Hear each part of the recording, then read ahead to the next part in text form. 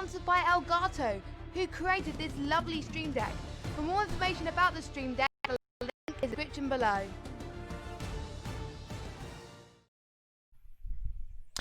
Hello ladies and gentlemen, and welcome to the Apex Online Racing YouTube channel for round 8 of the Apex Online Racing Podcast 2 GT3 Tier 1 PC League. We are just loading into the session here at Francorchamps, as you may have just seen with the track map. My name is Yorkie065, and once again, as always for this season, Mashup Matt is joining me in the commentary box. How are you doing, Matt?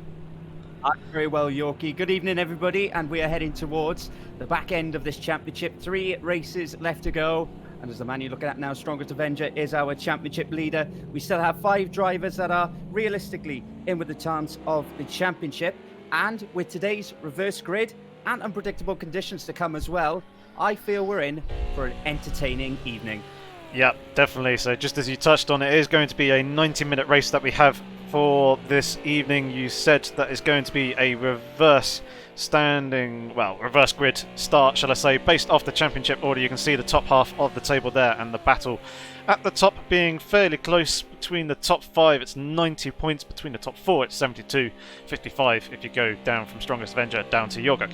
Looking at the second half of the table, we've got Zenzik there up in P16. We've got a few newcomers as well to the league in the last few rounds who've been popping themselves on that lower end of the championship standings, picking up some various points. And we've got a couple of new drivers here this evening as well. This is going to be one of them, High Times, running the Ferrari 488 GT3. It's been run in the form of Nat throughout the season. However, Nat hasn't really quite got the performance out of the Ferrari as of yet, so it'll be interesting to see how High Times can fare in these last 2 rounds of the season. You were saying last night, Matt, that High Times was setting some pretty impressive pace.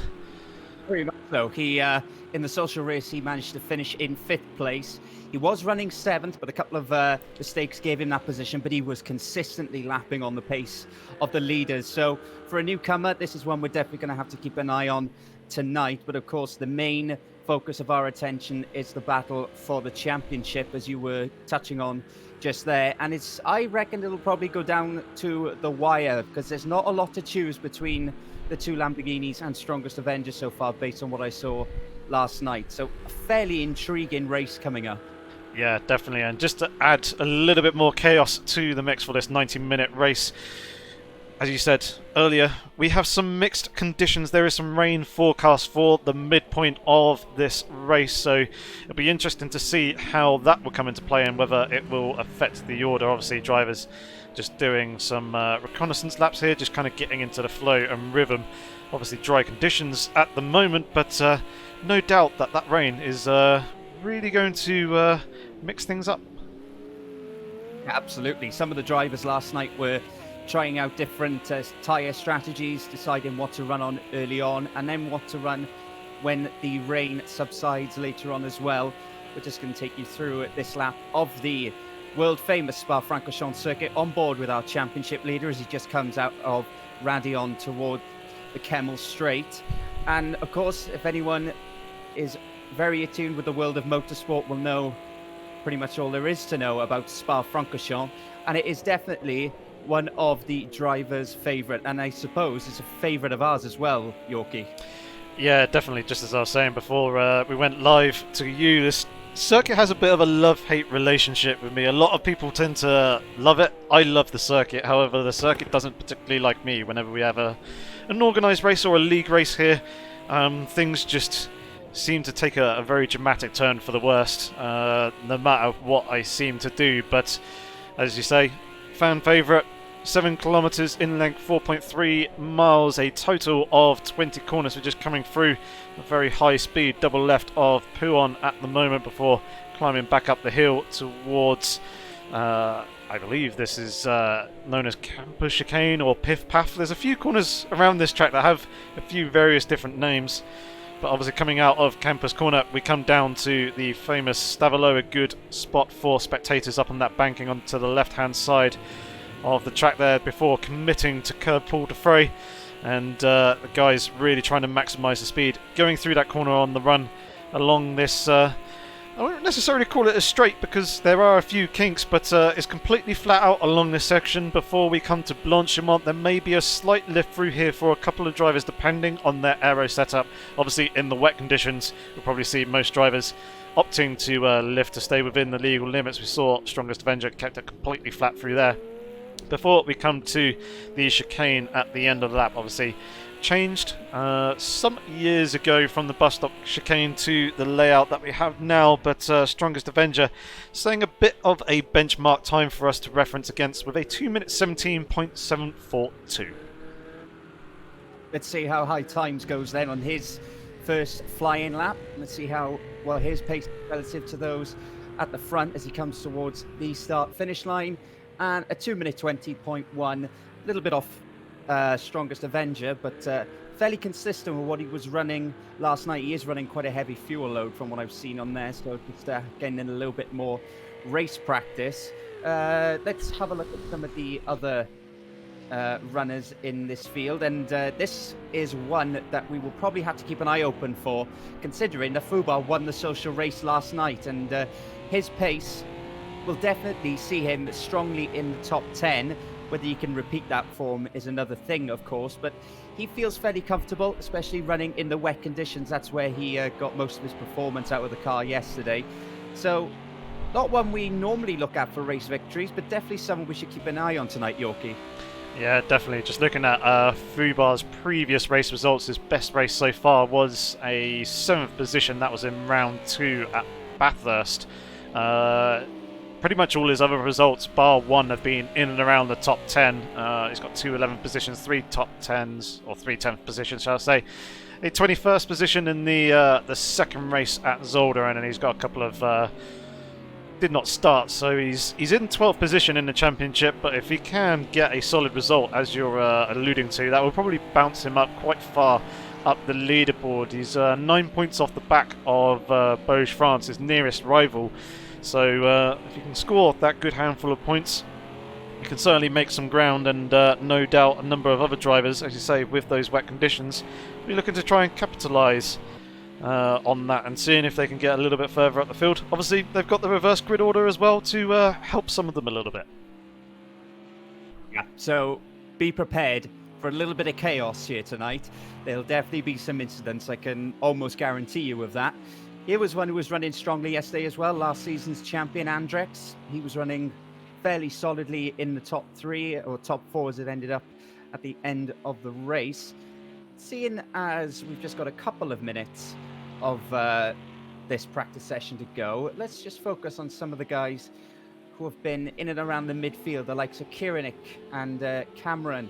They've had some very close battles. I know this lot were really bigging each other up last night, helping each other out with their tyre selection. So, considering they're all out for themselves, there's a good camaraderie building in this field. Yeah, definitely. We've seen it throughout the season. Some of the drivers do like to pair up and kind of help each other out, even those who aren't necessarily teammates as well. Got very much that sort of dynamic between a number of drivers throughout the field here in this season, which is good to see. We can see Cameron here at the moment. He's down in the lower half of the championship standings, but he's only been present for the last few rounds. Just grab my notes a second. Actually, tell a lie. He did do he did do race 2, but he had a number of did not starts throughout the season and a couple of disconnects as well. So that'll be why he's down in 27th position overall. But in that Mercedes AMG, he should be able to do fairly well around here. And just seeing the likes of Cinderfell and Jack Game on the positions either side of him.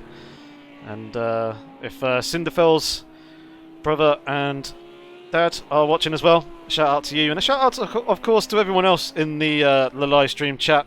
It's great to see you guys coming back week after week and tuning in and listening to me and Matt blabber away at some pretend race cars going around a a virtual circuit.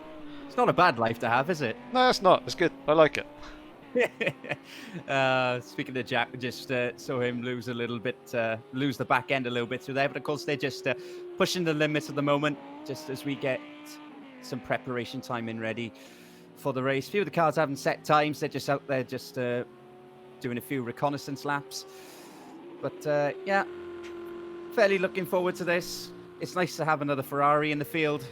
So let's see how this race goes. Of course, we've still got that very close fight at the top of the Drivers' Championship, but the two Lamborghini drivers of Lumi and Dynamite Alive pretty much have the team championship in their grasp right now. So another solid result for them will surely seal it for them. Yeah, definitely. Let's say 147 points between the V10 gang, and it's a vacuum, it's a lawnmower. No, it's a Ginetta, which is obviously comprised of Jorguk and Speedy Go. And actually, Jorguk in third position. He said that he was kind of looking forward to this race. Obviously, a high-speed circuit requires a car with quite good aero efficiency, which he very much has in that Ginetta. It's just not quite the top end, but with the high-speed corners, he might be able to maximise the car a little bit through those turns, and especially in the wet conditions as well. It'll probably help him out there. Where did Jorguk come last night in the practice social race, if he did do the race last night? He did. I believe he finished. He was either third or fourth. I know he was battling with Andrex quite a lot during the race. So again, he's in and around the top 3, top 4. So as you were pointing out, with the aero benefits that Ginetta will give him, especially when the rain comes, I expect Jorguk to be there challenging for the podium, if maybe not quite for victory. Yeah, it'd be good to see. We just saw WMDR Martin there having a little bit of a almost spin, half spin there, going through the Lecombe chicane. Managed to gather it back up. Obviously, our resident pad driver. I do believe he has a wheel. It's just he hasn't quite got up to speed with the wheel yet. So he's elected to keep the pad going for the moment. And as ever, he's got that windscreen wiper wagging backwards and forwards. As I believe he's actually the only car out on track at the moment. It says Cinderfell's currently out there. He's just ahead of him, Cinderfell. So these two just getting in their last sort of kilometre or so of practice. They are the only two left out there. No, Cinderfell's looking forward to this, speaking to him last night. Of course, he's got a bit of a battle going on with the Kinky One. So those two very much enjoying themselves, even though they're not quite at the sharp end as he comes across the line. Seem to be losing drivers. Or is that my screen? No, we are losing drivers. That's not good. We are down to 13 and now down to 12, which is definitely not good. So I am going to assume that we're going to have to restart the session here, because the drivers, well, they're not going to be into the race, and we can't exactly go ahead with 12 drivers. I believe that was over the half the field that disconnected there, which meant, obviously, well, actually, we've only got 3. So, yes, this is a definite lobby restart. So, bear with us. Apologies for the technical issues there. Not entirely sure what it is, but we'll get another lobby up and be back with you in just a moment.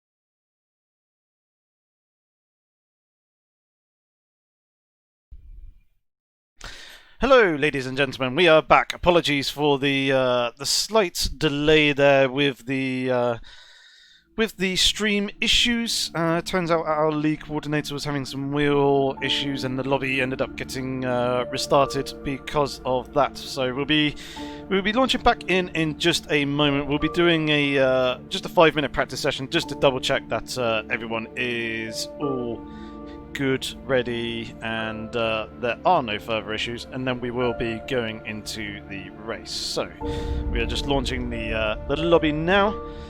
We're back away with some more on-track action, but that means, Matt, we can talk some more gibberish for another 5 to 8 minutes or so before we go racing. Well, what else is new? We're used to it, aren't we? And I'm sure everyone out there who's listening to us is used to it as well, especially from my mouth, I can tell you that much. But yeah, there's we're talking about this circuit. Of course, most people know it for Formula One, but of course it is also synonymous with GT and endurance racing and the Spa 24 hours as well, which I've watched a couple of. Particularly on this circuit, where do you think the GT cars are probably, where are they most suited for on this track? Oh, that's a good question. I mean, they work well pretty much all the way around the circuit. Obviously, they don't have the speeds of the Formula One cars, but the fact that the GT3 cars can run so close, and the fact that there are a number of overtaking opportunities around the track, does make for some very interesting racing. So we're back here in the lobby, as you can see. But yeah, the circuit layout is just a very good one. It hands itself very nicely to racing. Obviously, you've got turn 1, there's good overtaking opportunity.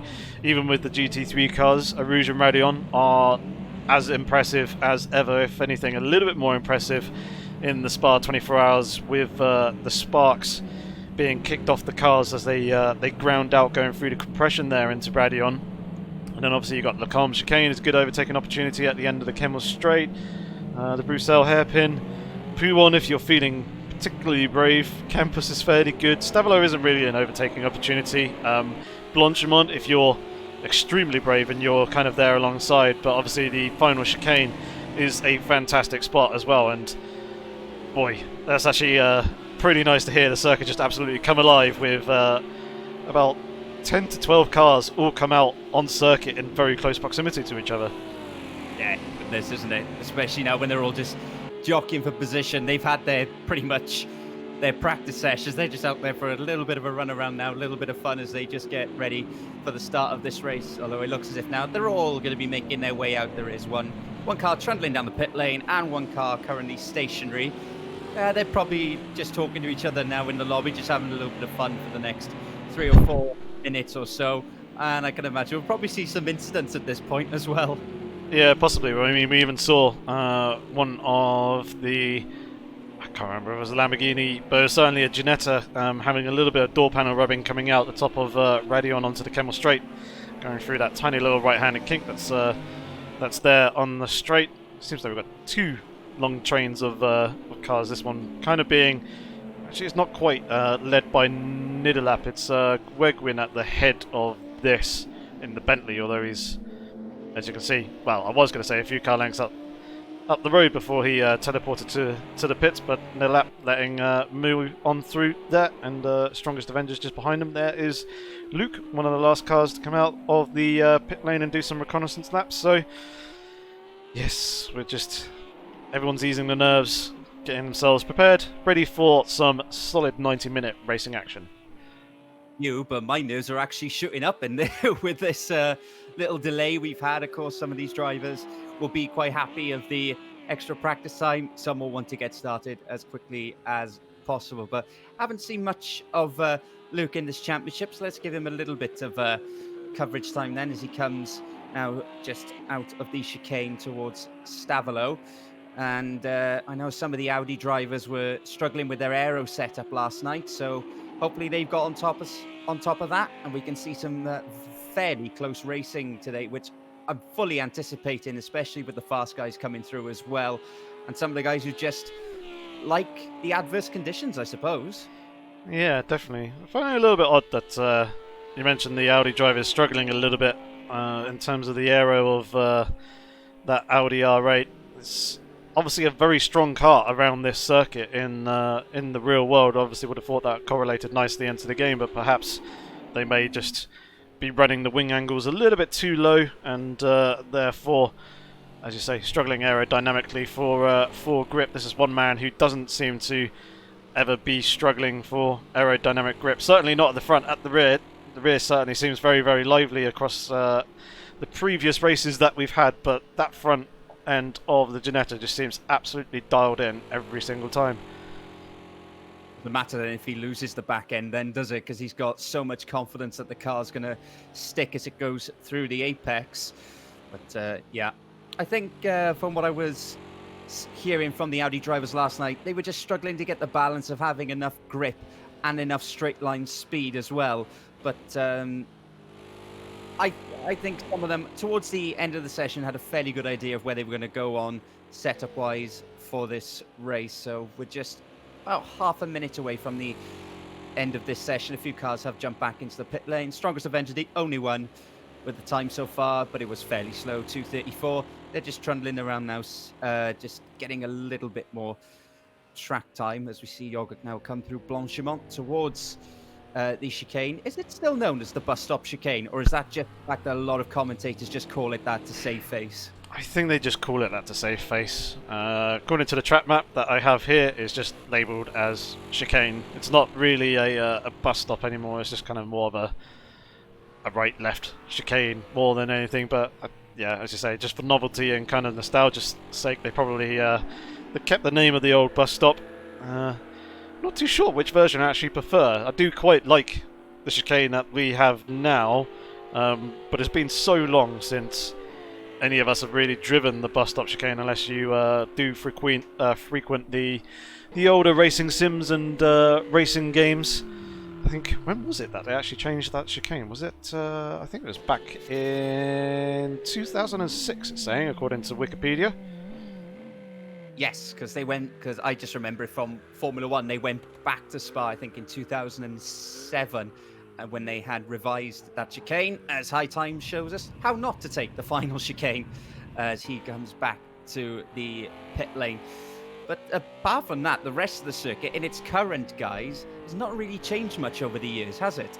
No, definitely not. Obviously, with the late passing of Anton Hubert at the top of Radeon, there's obviously talk of potentially altering the circuit there, although there isn't a huge amount of room to do so, as at the top of the hill at Radeon, down the right-hand side, there is quite a steep banking going down to kind of the foresty bed that's down there, and the Eau Rouge River that runs through underneath the circuit down at Eau Rouge, but there hasn't really been talk of altering the track anywhere else. I think it's just there. Obviously in the current layout it's very, very good. It's just that one little area around Eau Rouge and Radeon that seems to be quite dangerous. You do get very big high-speed crashes there, but I don't really know what they're going to do with it, because obviously any major changes can dramatically alter the character of those corners and alter the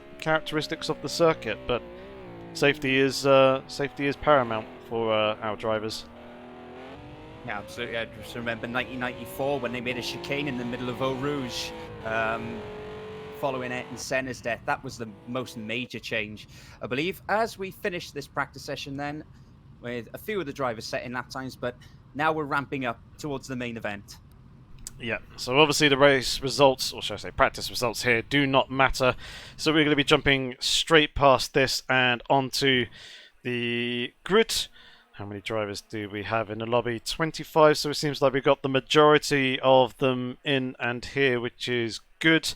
And obviously the drivers have their 2-minute period where they can fine-tune their race setup, which they will need for this race, and likewise with their race strategy. That's going to be very important. Obviously, with the forecasted rainy conditions halfway through the race, drivers will need to make sure that they've got their pit stops set up correctly and prepared for when they need to come into the pit lane to swap onto the wet tyres from the racing slicks, and then also back again, because after a rainy period it is meant to dry up towards the end of the race once more. So we go from dry to wet and then back to dry once again. So no doubt the drivers will be making very good use of this this little 2 minutes before our manual formation lap. Yeah, it was deceptively quick last night how quickly the rain came in, and of course the puddles that remain when the rain stops later on in the race as well. I know there's a lot of discussion over whether to run hards or softs come the end of the race, but I think a lot of the faster guys who can probably push the tyres quite a little bit more will probably try the hard compound tyres so they don't wear away, and some of the other drivers will take soft tyres to keep their pace relatively high. But of course, before we get underway, they will be sorting themselves in reverse championship order. And I can't remember exactly who's on pole, but sadly for hard times, he's going to have a hard time getting through. I set myself up for that one too, really, really badly there. But he's going to have to make his way through the back of the pack as they get ready now to sort themselves out for the formation lap. Yeah, so we're not going to see the drivers pull away here at the green light. I mean, we may do, but all they're going to do is pull and peel to either side of the circuit, as the SLS is demonstrating there. That will allow a nice big wide open lane for all the drivers to filter on through down the middle of the circuit to form themselves up in the correct order. As the lead coordinator, Stephen Curry, will be reading out the grid positions at the moment. Oh, there we go. Greg Wynn rolling down in the Bentley to the head of the field. He'll probably pull up to around the Camel Straight just after Radion and park the car there to wait for the rest of the field to form up onto the back. There's going to be Cameron, who's starting in P2 in his Mercedes AMG. There he is, just going through and out the exit of the first corner. We then have Sim DeFell starting in P3, and behind him we have Nidlap in the Lamborghini. He'll be starting in 4th position. Luke, we saw him earlier on in the Audi R8. He's going to be starting in P5. The kinky one will be starting in P6. I've got high hopes for him in this race after him saying that he is the best earlier on in the lobby beforehand. He was just joking around. I asked how everyone was doing. Someone said that they're good, and then someone turned around and said, I'm the best. And I asked, is that in terms of health and happiness, you doing the best, or you just like flat out the best? And he said flat out the best. So, liking that positive attitude. Anton is going to be starting in P8, Jack Game in P9. I do believe I missed Natnat in P7. Apologies for that. Kiranik is going to be starting in P10. There is WMD and Martin rolling down the hill in P11. Here comes Fubar then. He's coming down towards Eau Rouge. He will be starting 12th, ahead of the Mercedes of Bosch France. Speedy Go in the Ginetta in 14th, just following them up the hill, and comes Trip in the Lamborghini, followed by As Turbo in the McLaren in 16th. Andrex in the first of the Mercedes, and he's got his teammate Alan right behind him in 18th. Mu in the Lamborghini ahead of Lumi, who currently is fighting for the championship, as well as Mu as well. He's still got half a chance, I would suspect, of nicking the championship. Here comes Yoguk in the lead Ginetta. Dynamite Alive behind him. We do have to mention that Stefan Carey's going to have to get in amongst this lot at some point as well. So a lot of these drivers will move back a position when he's finished. There is Stefan Carey. And our championship leader, Strongest Avenger. And of course, High Times, our new driver for this race, his first race in the AOR GT3 Tier 1. And that pretty much rounds out the grid as we just wait for our lead coordinator to get into position, and they will surely start rolling fairly soon. Yeah, so Stefan Curry is going to slot in just ahead of Fubar, and you're probably wondering why High Times is going to be starting from the back of the grid. Well, as he's new, he's unfortunately had to take that position. It basically kind of stops or prevents drivers from, for example, missing the first few rounds in the championship on purpose to try and get a good, start from the front of the grid, as it were, in the first reverse grid championship race. Obviously, that first one was the Red Bull Ring, which actually came near enough at the halfway stage of this season. In previous seasons, it has been much closer to the start, so that rule is kind of there implemented just to try and prevent or deter players from trying to exploit it. But even still, he's got some fast guys in front of him who will be looking to try and make their way through the field as quickly as possible, and that gives them a bit of an opportunity to try and bolt themselves onto the back of their cars and follow them on through. Obviously, we've seen in past reverse grid races, one man who's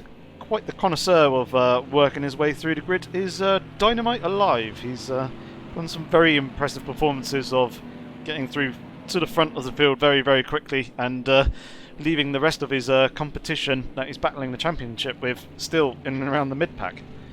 Yeah, he did the same last night in the social race as well. He made his way through very, very strongly. I'm just looking on the left-hand side. Cinderfell's already got a penalty.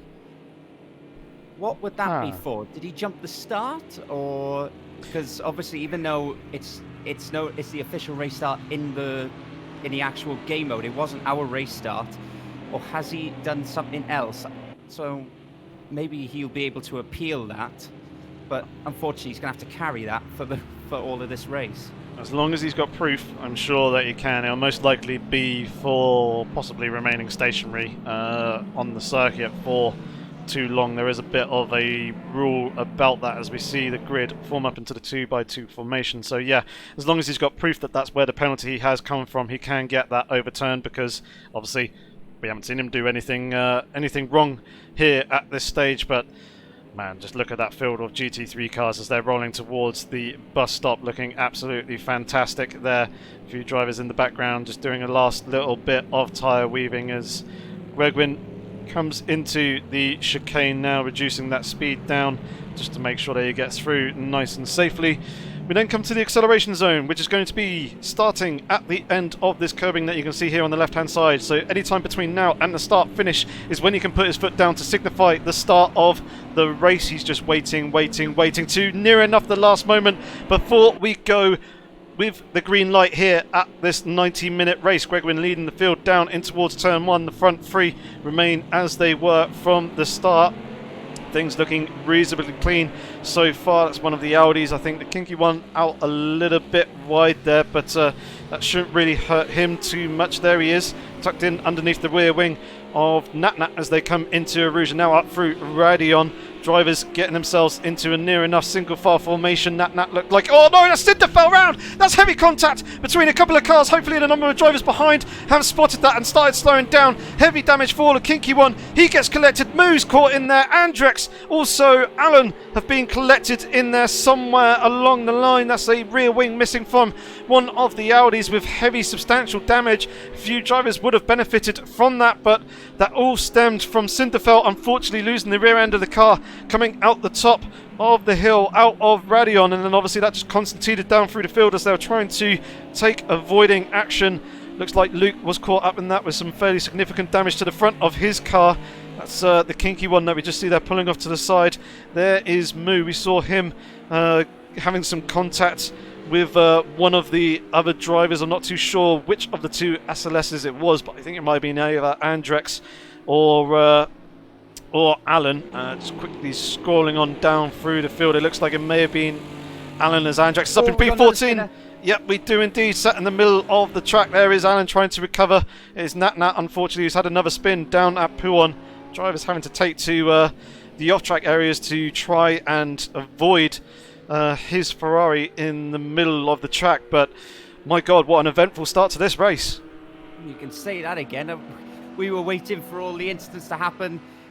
When the rain came, well, it rained carbon fibre and everything out the top of Radion. And as you say, unfortunately, it was down to Cinderfell losing the car as they came towards the Kemmel Straight. Plenty of damage at the rear end.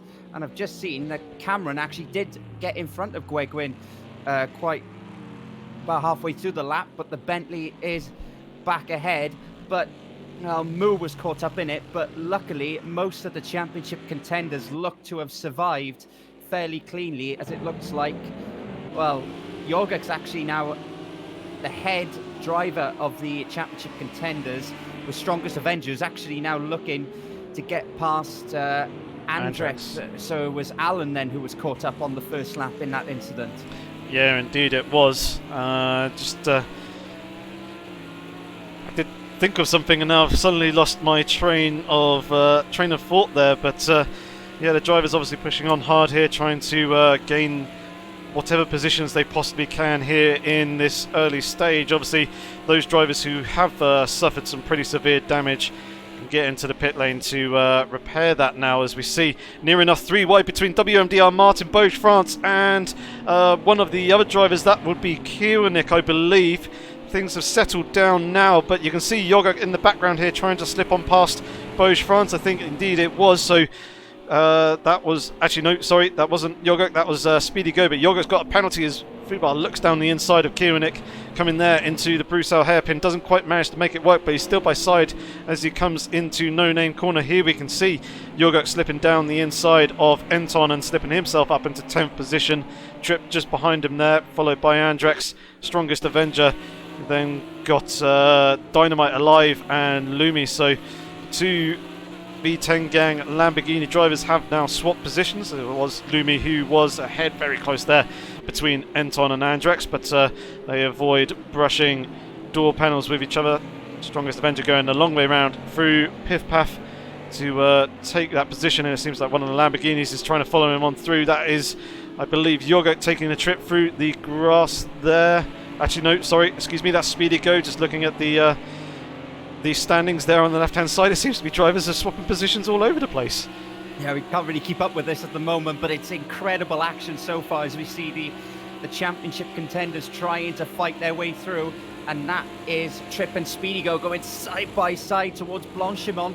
Speedy Go clipping the curb. I think Trip very sensibly there, although he may have to back off as he went off the track, but very sensibly took the escape road. We got a spinner up the front. I can't see who it is. There was a Lamborghini in the chicane, but I can't figure out who it was. Someone was slow anyway. It may well have been Nidalap. Yes, it could well have been. Yeah, there he is, down in 5th position now, which is kind of in and around. Well, I think he may actually been up around 3rd position, a little bit further up the field. So he hasn't lost too much time and too many positions, but obviously he'll be kicking himself a little bit with that mistake. He's got WMDR Martin in 6th position, coming up behind him at a very rapid rate. He's lost the position to Fubar. That's one of the Janettas out there, pretty wide off the top of Radion. He's going to need to be careful that he doesn't pick up a slowdown penalty from that. I think it's Yogurt who's already got a time penalty to his name. Obviously the one for Nidalap is pretty much null and void, as he picked that up earlier on in the formation lap. We can see Trip there in 9th place, making his way through the field, as it seems to be chaos with a number of drivers in very close proximity to each other just behind him. Still plenty going. Is that Andrex in the background? Oh, and that's Dynamite Alive, isn't it? I just missed that. It is, yeah. I was looking at my window in my cabin as I was opening that, because it's starting to get very warm, but Dynamite Alive making a mistake there. Did he have contact? I don't know. He went down the inside of one of the Mercedes, and I'm not sure whether he clipped him or not, but he did spin as he got on the curb on the inside. So we were praising him for making light work of the back markers, and he's just made a slight mistake, well, a pretty big mistake actually. He's just dropped in behind Alan. So one of the championship contenders now has to fight his way back. But I suppose the good thing for him is that everybody is still pretty much bunched up. Yeah, but he's got some pretty quick drivers to try and get past. Obviously, he's got Alan in front of him, who is a pretty handy driver himself. Obviously, he's running with some damage there. He's opted to stay out of the pit lane for the moment and get that damage most likely repaired later on. Here we can see Stephen Curry coming under threat from Strongest Avenger. He's having a bit of a look around the outside coming into Blanchimont, but Strongest settles in behind the Lamborghini for the moment to follow him on through, but actually put him under a little bit of pressure from Enton, who's well, 6/10 to half a second back. And actually Strongest Avenger has got a little bit of damage to the front of his car. I can see the front right corner of that bonnet is slightly raised from being completely flush with the bodywork and the front grille at the head of that Aston Martin. We can see Lumi there just in the foreground is coming under pressure from Stephen Curry a little bit. This is going to be a near enough a three-way fight and almost a drag race coming down towards Eau Rouge. Lumi leading the way at the moment, and actually Strongest Avenger pulling up alongside and past Stefan Curry up into 15th position, settling that one before they get through the tricky confluence of corners. But now Strongest is going to be in the slipstream of the Lamborghini, and this seems like pretty easy pickings with the straight line speed of that Aston Martin, slipping around the outside of Lumi, coming down towards Lecombe. But is Lumi going to come and back at him? No, he's not. Strongest Avenger holds and takes that position for the moment, and he's now got a bit of time in front of him to the next Audi up ahead, and I see rain. I do as well. I was just about to mention that the rain had just started to fall, and yeah, we were watching that battle, and the front three actually are all very much line astern. So let's give them a little bit of action now. As I've seen, we're now watching Jack Game. He's right up behind Cameron, who's right on the rear wing of the Bentley of Gwegwyn. And they've swapped positions a couple of times. I didn't jump to them because we were watching all the chaos behind. But just quietly, these three have just pulled a 3-second gap or so back to WMDR Martin in fourth. Yeah, one other driver to note is Fubar's dropped down from 5th position down into 6th. So I think he may have had a mistake somewhere along the line, potentially on this lap, as his previous lap time seemed to be fairly solid with a 2-minute 19. Cameron braking there, coming into Blanchimont. It was very tight to the inside. This could be Jack Game's opportunity to try and make a move around the outside. Coming into the chicane, he's going to be in the slipstream of the Bentley. He's going for it though. He manages to get the car slowed down. He's going to have the inside line for the exit of the chicane there. And with the Bentley struggling for traction, he may actually go for the race lead. A good move up into second so far. He's got the inside line on the run down towards the Source hairpin.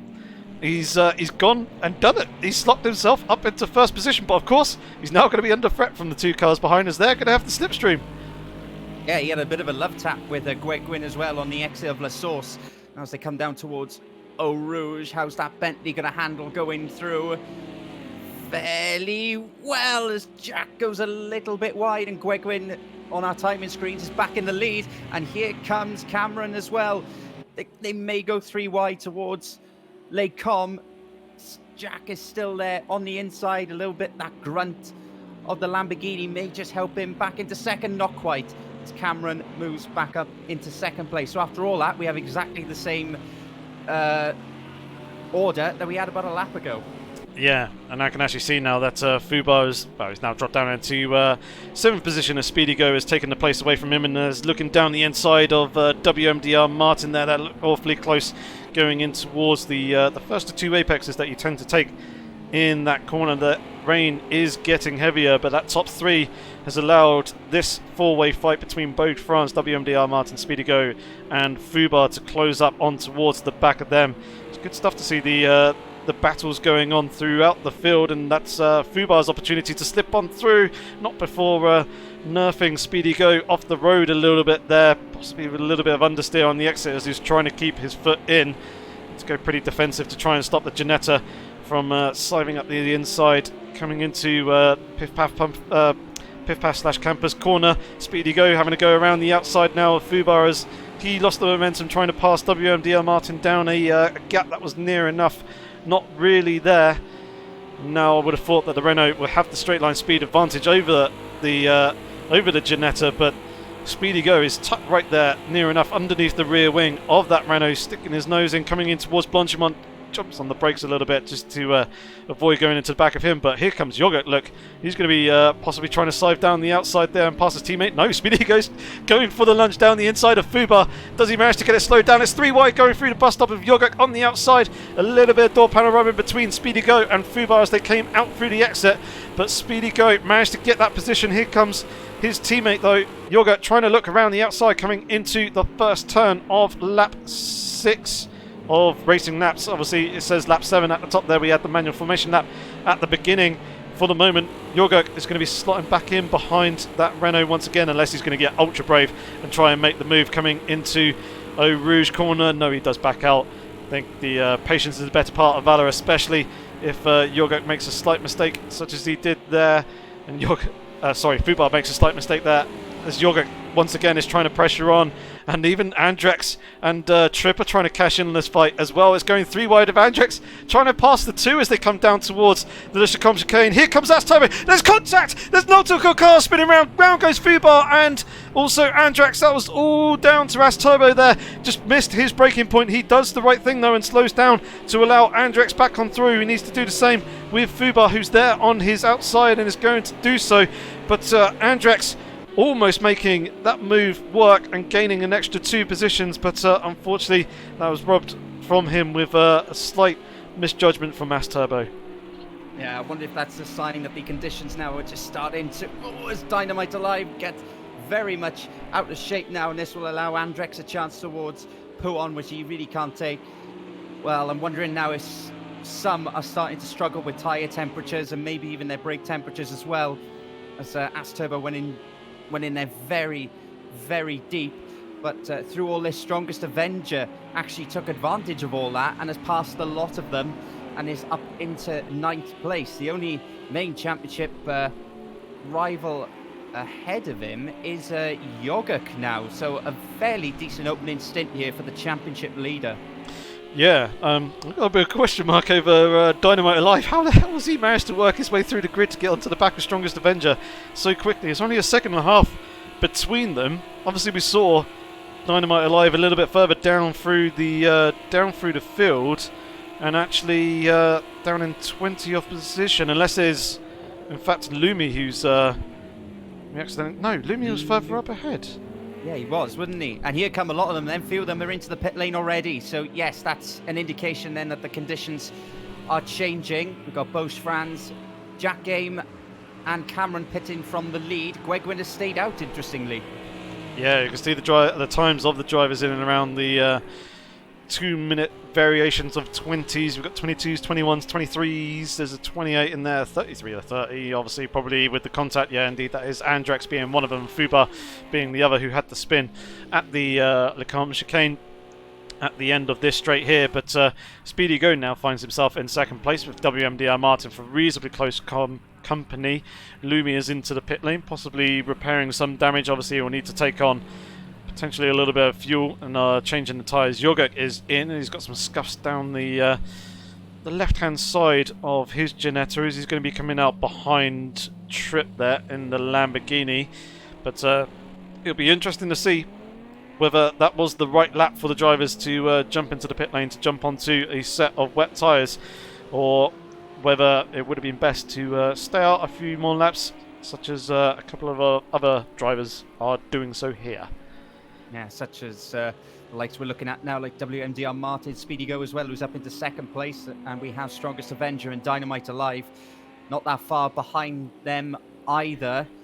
So yeah, as the rain is now very much coming down, but of course with such a long track as Spa-Francorchamps, it can be raining in one area and particularly bone dry in the other, but it is definitely coming down now. I would expect most of these drivers will be in at the end of this lap. Yeah, you can certainly see that that localised weather very much in effect. As you can see up here at Stavelot, the rain looks to be a lot thicker, whereas in other places it seems to be quite a lot lighter. That is simulated in Project Cars 2 as well. You have various rain clouds that float above the circuit and move around the track, dumping rain below them, and the direction of those clouds is kind of slightly tied to the wind direction here on the circuit, but there's also obviously random and variation in terms of the size and the amount of rain that they're going to be dumping. So not every race that have these kind of conditions are going to turn out in the same direction, as we do see a whole bunch of other drivers into the pit lane. It's only Gwegwin and WMDR Martin who have stayed out, as well as High Times.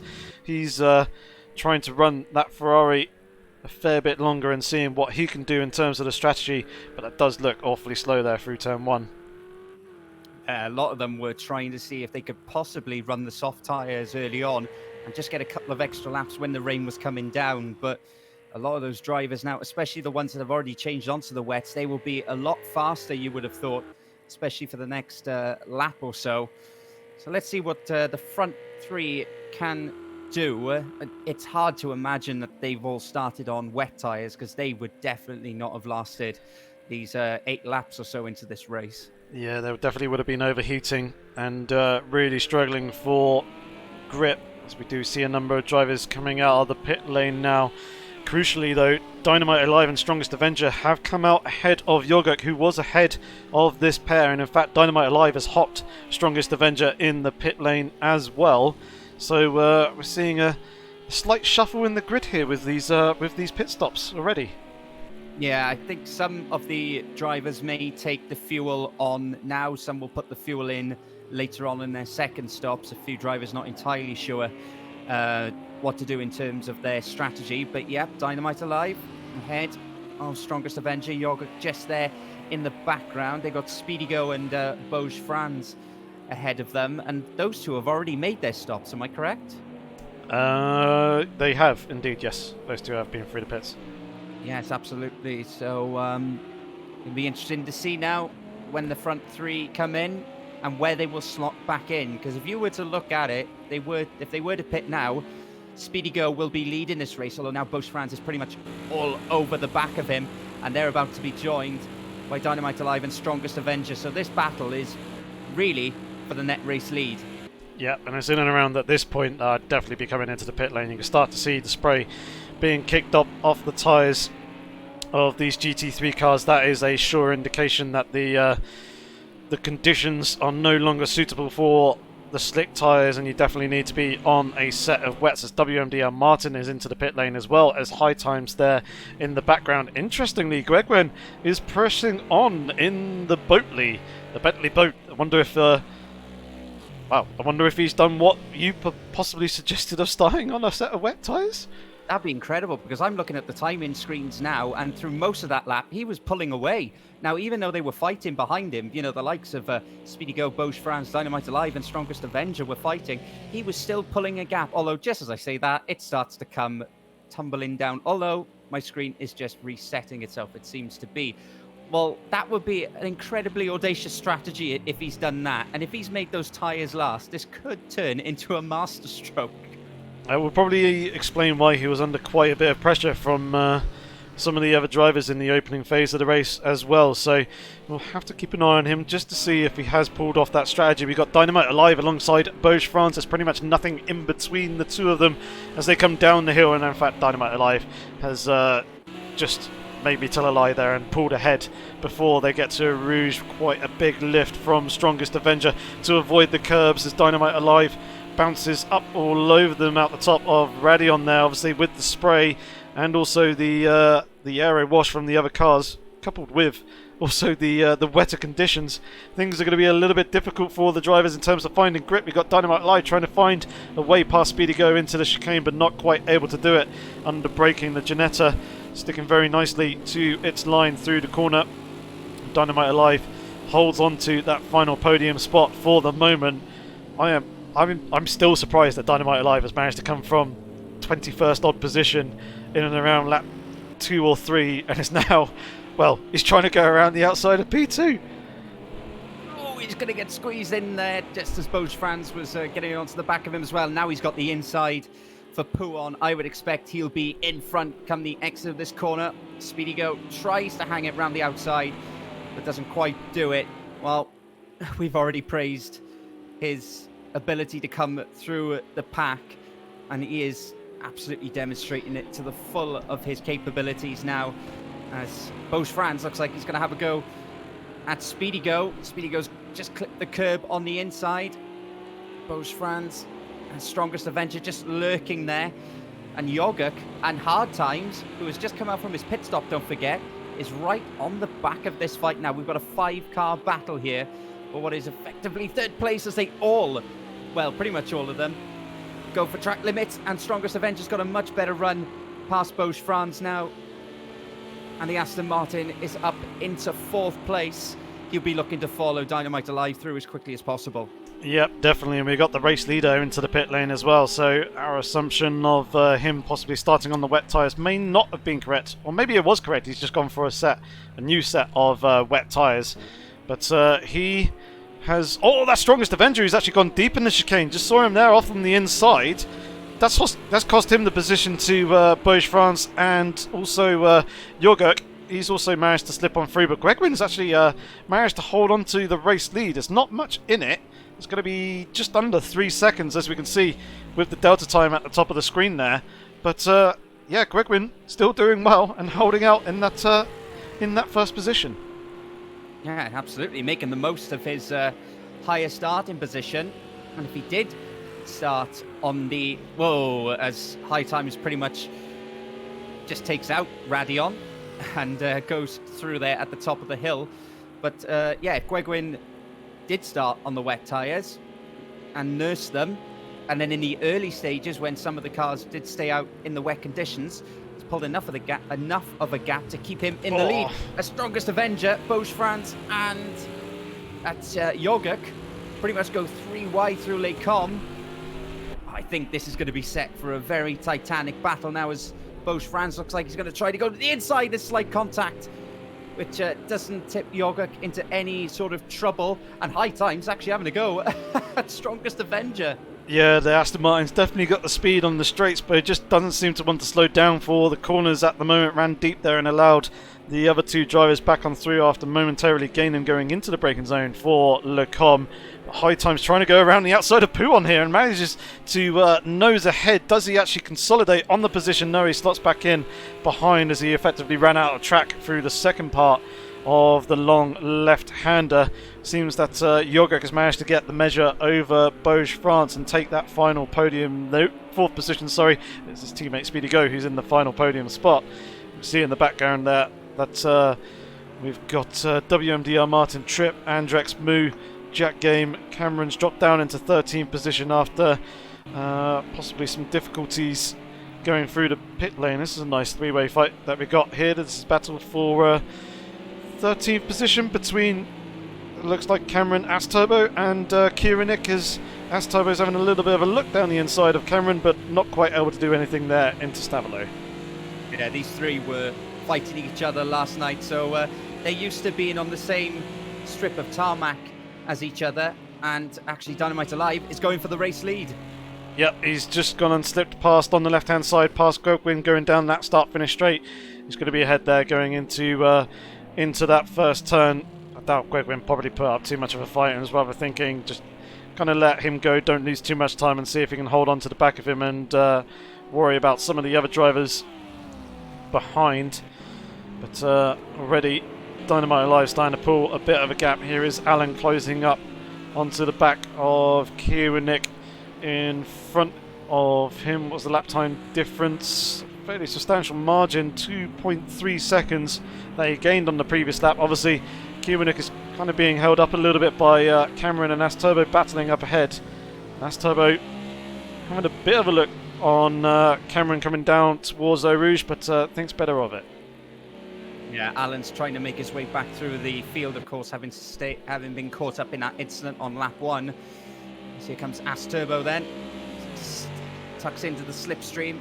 He's going to have to go on the outside as they come towards Les Combes. Side by side. Let's see who's bravest on the brakes. The McLaren was fairly late and he cuts across the front of Cameron. And Asturbo cleanly moves himself up into 13th place, and it looks like Alan now has Kieran-Nick very much in his sights as they come through the chicane now. But a good 4-way fight developing here, although I suspect Asturbo will probably just start to pull away a little bit now. Yeah, I would have thought so as well. Just a bit of a nod towards Asturbo as well. Congratulations on what I believe was a P2 in the Logitech G Challenge Esports Series in one of his recent races, doing very, very well in the McLaren, which is why he's actually driving that car here in this league, is basically just get that extra little bit of practice. But we're seeing high times here, pressurizing strongest Avenger at the moment. Here the V12 roaring away up in front as Bosch France runs out a little bit wide there, coming out the exit of Curve Paul Frey. And seems that although High Times is able to stick with strongest Avenger, isn't really quite able to close up or do anything about it at the moment. But we've got a teammate battle up ahead. Speedy Go and Yoguk side by side coming into the bus stop. Yoguk on the outside. Speedy Go's somewhere now behind him, it looks like. So Yoguk now up into 3rd position. Yeah, that won't be a good viewing for Strongest Avenger either. He's going to have to get past Speedy Go quite quickly. As Dynamite Alive is now 2 seconds clear, 2.5 seconds clear at the front of the field. But of course, Strongest Avenger just needs to keep ticking those points over. He's got a 19-point lead so far. Looks like he's got a fairly decent run here on Speedy Go. He has positioned himself now through Eau Rouge and then out of Radion, and you would suspect that the power of the Aston Martin as he bounces over the curb will be enough to carry him past, but it's actually given High Times a little bit of a chance to have a go at him here. But it seems that Ferrari just doesn't quite have the power on the straight just to stay with that Aston Martin.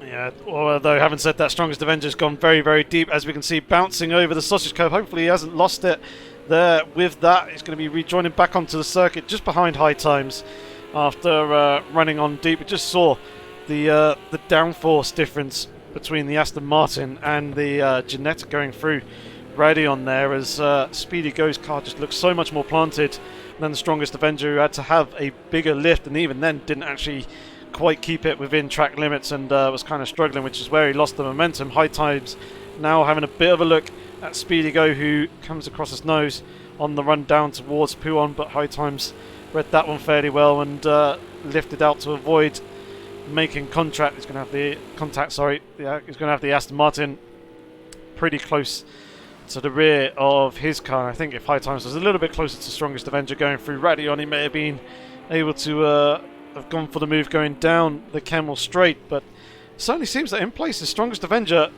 seems to be faster than the guys in front, but he just keeps misjudging braking points and running deep in various different corners. He's been on the edge a lot this season, hasn't he? We saw at Silverstone, and particularly at the A1 ring where we also had rain. That car setup is very much on a knife edge. Maybe he's hoping that when the rain does subside a little bit later on, that he'll be able to pick his pace up. Oh, where's Speedy Go going? He's cross cutting. You could say that again. He's just pulled a Valtteri Bottas over that curb, but it's just kept him ahead of High Times. It looks as if Speedy Go's very, very ragged when it comes to this circuit, and now actually High Times has got a really good chance now out of the chicane, just ducks back underneath the Ginetta as they come towards La Source, but Speedy Go all over the road at the moment as High Times goes for a lunge down the inside. Is he going to be able to hold that? He may have to run Speedy Go over the curves, and that is very nicely done, and the Ferrari driver on his debut is up into 4th place. He's just got to watch it now coming through Eau Rouge, because there is a lapped car ahead of him. Yeah, that's a brilliant move there by High Times. It looked like he was going through a bit of a dive bomb, but he managed to pull the car up and slow it down in time for the apex and allow Speedy Go the room on the outside, who's still very much there underneath the rear wing of the Ferrari, coming down towards Camel Straight. Just a flash of lights from Speedy Go to try and get the lap traffic out the way. As Speedy Go now goes for the lunge. Can he get the car slowed down coming into the Lecombe chicane? He cannot. He's going to jump across over that. Surely he's going to have to concede the position to High Times again. Indeed he does. Slots back onto the circuit behind him, but he's now going to be very much under threat from the car behind, who's actually WMDR Martin. He's going to manage to pass. Yeah, he's managed to pass the championship leader. Obviously relishing these wetter conditions at the moment, and is capitalising on the mistakes of drivers up in front of him. Well, I know Martin's been struggling to get his laptop to cool down, but he's certainly on a hot streak at the moment. He's up into 6th place and right behind Speedy Go. And Speedy Go has been driving very erratically for the last lap or so, and he's wide again over the curbs, and if he's not careful, he's going to find himself behind another Lamborghini. Yeah, quite possibly. He leaves a bit, well, it was almost even a bit of room there on the outside for Martin to go for, but it doesn't for the moment. See, Martin, he's just been very, very patient with the throttle, as you can see, which is working out very, very nicely for him. He's got the engine of that Lamborghini kind of mounted in the middle of the car, which will fare a little bit better than the Ginetta in the traction zones coming off the corners, as the Ginetta's got the engine at the front of the car. So that weight being a little bit more rearwards is going to help with the traction in these wet conditions, although the spray is pretty horrible and thick. I have seen a number of drivers actually pulling out the spray at various different points just to try and spot braking zones, and in fact that is exactly kind of what I'm talking about there, with WMDR Martin missing the turning point and running out very wide through Bonchimon. He's going to be under threat from Strongest Avenger, who's not quite up alongside coming into the bus stop chicane, but is very, very close as Martin bounces over the curb there, yet still manages to hold on to the back of the Ginetta. Yeah, we've already seen a dive bomb down into turn 1 from the Ferrari. This is going to be tight. The Speedy Go just comes across the apex. He's going to be out there a little bit wide. Has he held the position? They're side by side actually as they come down the hill, and Martin's actually got ahead of him. He has. There's a real pinch there at the apex. Speedy Go did not leave much room. He's trying to go around the outside, coming through rally on the two of them, lifting out and giving each other the racing room, which is absolutely fantastic stuff. But here comes Strongest Avenger now, trying to capitalise on the two drivers in front, losing the momentum, but he gets boxed in by Speedy Go and WMDR Martin. He's pretty much there on the grass, trying to find a way down the inside. It's going to be 3 wide, but Strongest thinks that it would be better to back out of that one, which I very much agree with, bouncing over the curb on the inside. But Speedy Go managing to hold onto that position after what was very much a butt-clenching moment going through a Rouge and Radeon. Well, they don't mind giving us plenty of action, do they? As in the background, who's that? Is that Moo on the back of them? It is. Yes, it is. Yeah, so now we've got even more cars in this fight. Keep it up, lads. I'm enjoying this. Yeah, this is very, very good stuff. No doubt you guys in the live stream will be absolutely loving it as well, as the fight between the three of them still rages on. Speedy Go leading WMDR Martin, leading Strongest Avenger, leading Moo. Andrex, I think, is fairly close to the back of these guys as well. Also note that Yogix has managed to get himself up into second position ahead of Gwegwin. But Gwegwin is a little bit further up the road. High Times is very much there on the back of him. We just saw for a moment Martin getting very close to the back of Speedy Go, going through Piff Paff turns 13 and 14. This battle is just absolutely relentless. It is, isn't it? And Speedy Go is being swamped at the moment. He has through most of this race, sadly for him now, as Martin will have a good run up the hill. And of course, he's got to watch out for Strongest Avenger and Moo behind him as well, as we come now to Blanchimon and Speedy Go just covering that line as Martin again goes wide. We're going to have to keep an eye out on track limit penalties at this rate, as Martin goes around the outside and he's misjudged it. Oh, there's a car on his side. That was, that looks like Lumi. That looks like Lumi. Diamond Light Alive is still going out at the head of the field, but Lumi, one of the championship contenders, it's very much there, up on its side. That is definitely not the way the car should be. But it looks like he's been stuck there for a while as well, as he's now getting lapped by near enough the entire field. I wonder how he managed to do that. Well, he's probably bounced over the curbs, but can't he not reset from that position? Perhaps he's struggling to. He should be able to once the cars are clear. The only other thing that I'm thinking he's trying to do is trying to wiggle the car back upright. That's certainly what it looks like it's doing, as it's jerking around. But he should be able to reset now if he can find the reset to track button. Obviously, typically a lot of the wheel drivers on the PC kind of forget where that button actually is. I think it is backspace. Oh, he's getting a little bit of a helping hand here by a fellow competitor. We did him the other side, mate. Yeah, needs to turn around. Don't say that they're stuck. You don't want to push them that way. Is that Stephen Curry that's trying to do that? Wait, yes, there we go. Yes, it is. Yep. Oh, what a hero. Brilliant stuff. Good thing to see that from our league coordinator, doing the valiant thing of writing one of the fellow competitors back up onto all four wheels. Obviously Lumi down in 24th position now and well off the back of the rest of the field. I think a lap down, but he's probably going to keep on going because, well, it's not over until the checkered flag. It's still a long way for these drivers to go. You can see here that High Times has now managed to get himself up onto the final podium spot ahead of Gwegwin. Ferrari man going very well. He's just over a second behind Yoguk, and actually just closed that gap just a little bit as they went through Stavolo. So this is a fairly strong outing, and don't forget, he actually started right at the very back. He did. He's doing very well to work his way through the field, managing to keep it on clean as well. I've seen a couple of good overtakes by him. See this battle between Speedy Go, Moo, WMDR Martin still raging on, but Strongest Avenger has had a bit of a nightmare on the previous lap or this lap and has dropped down into 9th position now as Martin's trying to look around the outside of Speedy Go once again, coming into the bus stop chicane. Oh no, Cinderfell, you did not want to be catching that on the live stream, clobbering the pit entry there in the background.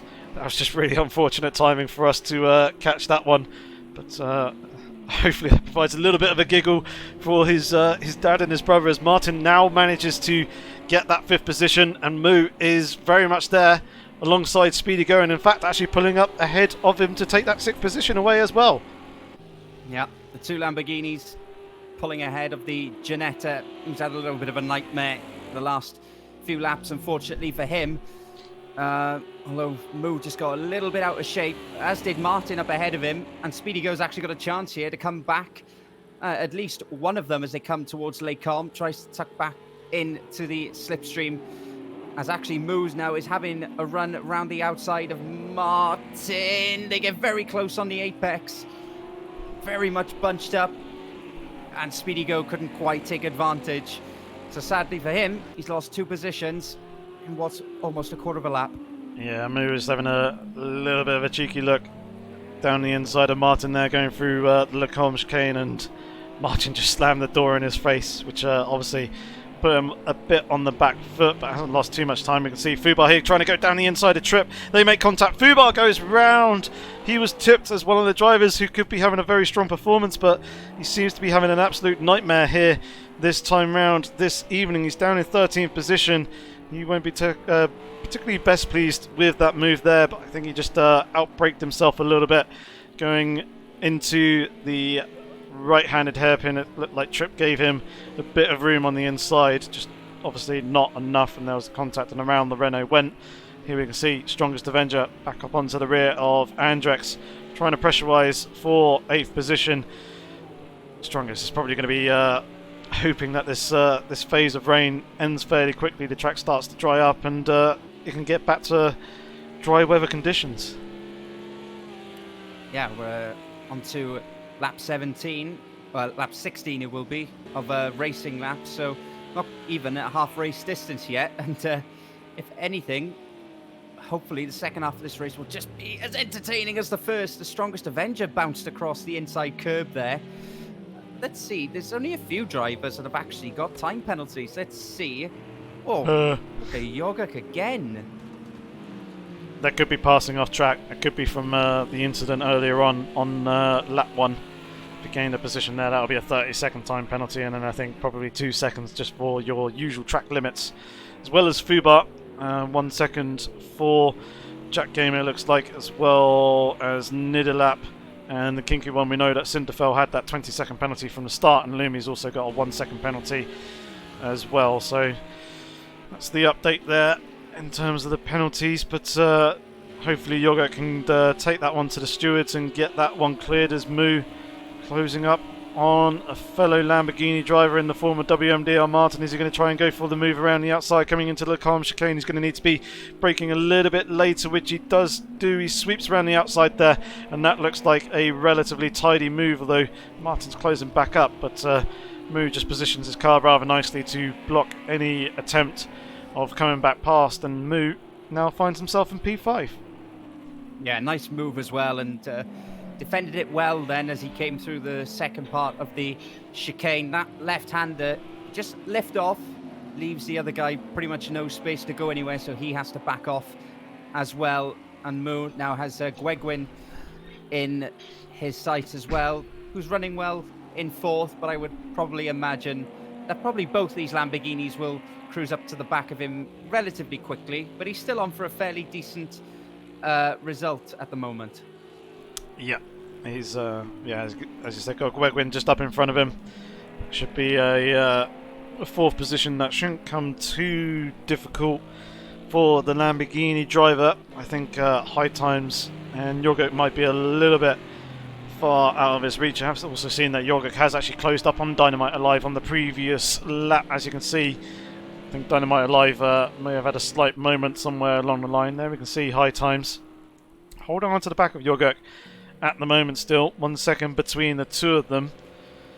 Ginetta eked out a bit of a gap on the previous lap, but what's going to be the gap this time round as they come into the final chicane? High times going a little bit deep there. It's going to compromise him here on the exit.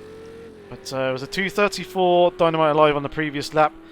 It's going to be a 2:32 flat for Yogurt this time round, and then High times gains about 0.2 of a second. Just a tiny smidge more, not much more, not really anything else. No, he lost a little bit of that in the chicane, didn't he? Just go in a little bit wide, but he's running well. And if they can pick their pace up, although Dynamite Alive, as you said, has just popped back into the 2:30. So the battles are pretty much behind them. And when it comes down to it, we've got a battle really still going on for 4th, 5th, 6th. As we look at Moo now, and looks like he's got a run on Gwegwyn. And Gwegwyn's going to let him have the inside line, it looks like. And the Bentley concedes 4th place. And WMDR Martin will be looking to take advantage as well fairly quickly. But Moo now just starting to make positions up, although now he's got some fairly quick cars to catch. But he did a very quick lap last time around of a 2:30.3. He was actually the quickest driver on the circuit. Yeah, he was. So he seems to be fairly comfortable in these wet conditions, but it does look like the rain is easing up somewhat. We're not quite seeing as much rainfall falling from the sky. There's not as much spray from the tyres either. I was actually very surprised as to how quickly the rain came in at the start of the race. I would have thought it would come more in and around kind of lap 10 rather than lap 5 or lap 6. Although that shot there just goes against everything that I just said, with quite a bit more heavy rainfall clearly visible. So it is still tumbling from the sky. Strongest Avenger now down in 11th position. He is not having a good time here in these wet conditions. No, he's not, is he? He's dropping back an awful lot. He better pray that the track dries up pretty quickly, otherwise he's going to find himself with too much to do. Yeah, definitely. I mean, he's got As Turbo and Boj France up in front of him. I can only imagine he's had a bit of a half spin. It almost looked like he was going around again there with a handful of opposite lock. But High times, battle for 2nd position. He's within a second now of Yogurt as they come into the chicane. Things looking a fair bit tidier for both drivers this time round. And if anything, High times gaining a little bit more time on the Ginettas, peeling over to the left-hand side of the circuit there, possibly just to try and find a little bit more standing water to maybe cool his wet tyres. And it was a second that High times gained over Yogurt on the previous lap. Only a 10th gained on Dynamite Alive. So that gap between P1 and P2 now back up to 10 seconds. Yeah, that's why I jumped to them, because I could see the gap coming down, especially as they were heading towards the end of the lap. I'd be surprised if Yogurt's tyres, would they really be overheating this early? Probably not, but it's nice to just try and keep them cool as and when you can. If they do start climbing in temperature, you do start to get into the realms where the grip does drop off, whereas the lower end of the operating window and the tyre temperatures is very, very low. So obviously, the lower you can keep that temperature, the better, really. Well, we were looking at him just before this, but you said Strongest Avenger may have been into a spin. He must have done, because look at his last lap time, at 2:49. So things going from bad to worse for the championship leader. He's now got Kiernick catching him, and I never thought I'd be saying that at this stage of this race. Yeah, 19 seconds lost over the race leader on that lap alone. So clearly not enjoying these wet conditions, either wetter than he was expecting, or yeah, just not quite got the car and the setup underneath him. Here we can see As Turbo at the moment. Battle for 9th position, currently occupied by Boj France. I think it was Trip in the background that I saw. Andrax is up ahead. I thought I saw an SLS, but it must have been the red and black Lamborghini that I saw, so it's a bit of confusion there, my end. But the guys are still pressing on. We've got 18, 19 racing laps still remaining. Yeah, so we keep an eye on this battle for second place. For some reason, my timing screen pretty much had them side by side a second ago. That's why I jumped to them. But let's see what kind of pace these two have got on this lap as Jorge just gets a little bit untidy out of the chicane. Although, managed to get enough traction to keep the Ferrari at bay. Not much in terms of the lap times between the pair of them. High times, not hard times, high times. Getting a little bit closer.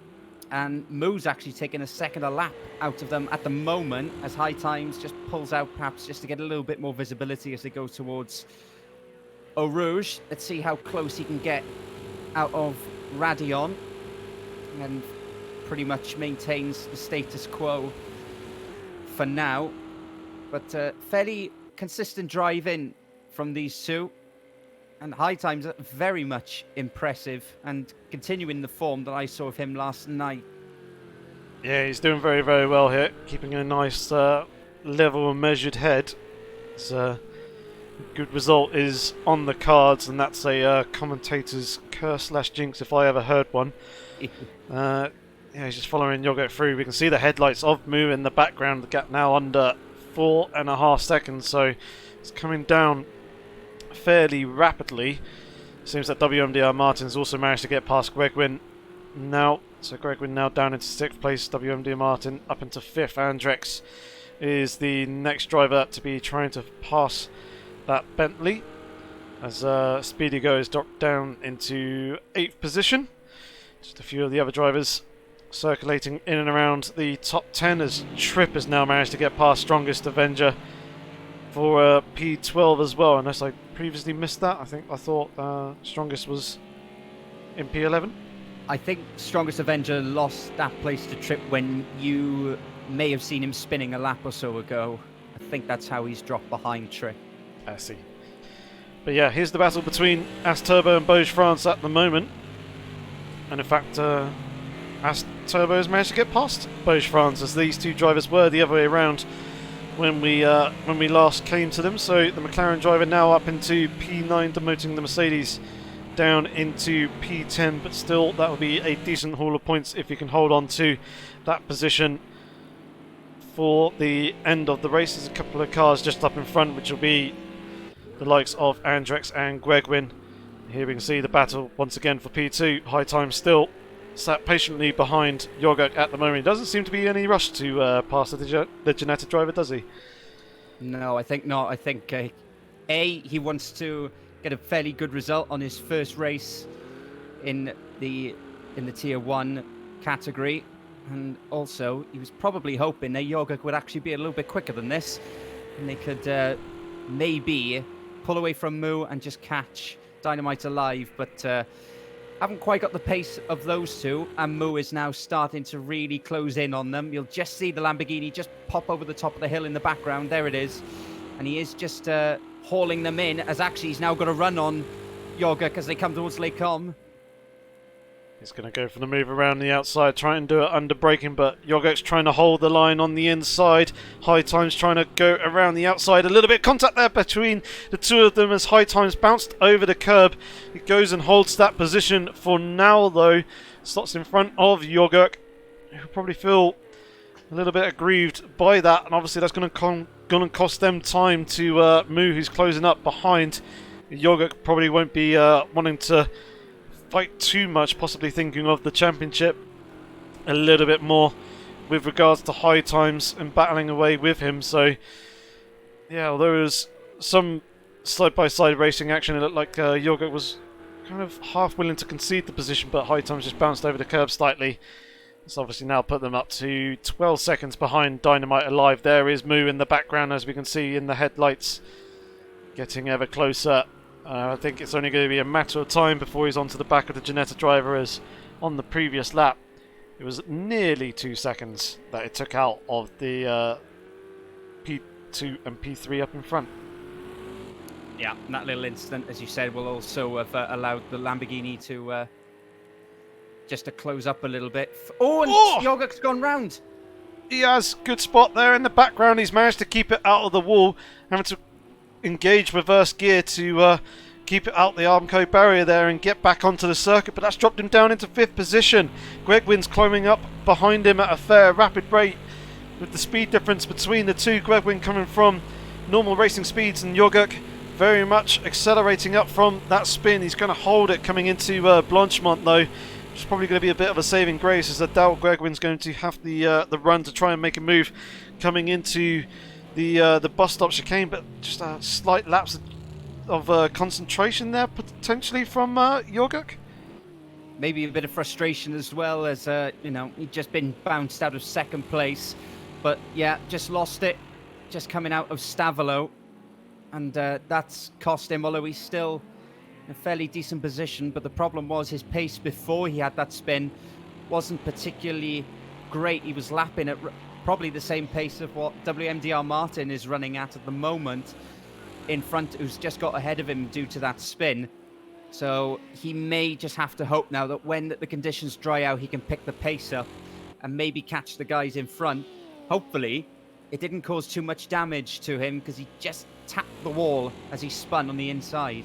Yeah, I'm wondering if he caught potentially a puddle on the inside curb there going through Kerpelfrey. But yeah, he's going to be kicking himself over that one, so he needs to regain his composure and see if he can try and close back up on WMDR Martin in 4th position.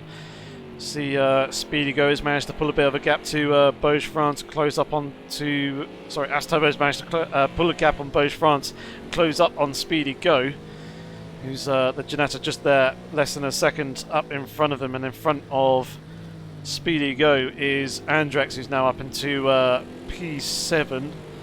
Gap between himself and Gregwin in and around 3 to 4.5 or so seconds. But yeah, Asturbo running a pretty solid and calm race, it seems. Yeah, he was caught up in that incident, wasn't he, early on when they came out of Lake Carmen down to the chicane. I believe that was him, or is that Fubar I'm thinking of? I can't quite remember now. Such a long time ago. That's right, it was Fubar. But yeah, he's there in the top 10 again. Consistency in his... pretty much should be put into his gamer tag, I would think, as he's now on the back of Speedy Go. And the grip that McLaren's got, I wouldn't be at all surprised if come, well, if not even the end of the lap, maybe even down at La Source, he will probably be passing up into 8th place. So let's just see how this plays out. Yeah, sat there in the spray at the moment. Sat waiting patiently as Speedy Go kind of runs a tyre through the grass there on the outside of Blanchemont. So Asturbo is not going to be close enough to go for a move this time round coming into the chicane, although Speedy Go locking up the rear axle and the rear end rotating round on him a little bit. That would have been slightly nerve-wracking for Asturbo, and it's obviously allowed him to gain a few more car lengths on the Ginetta.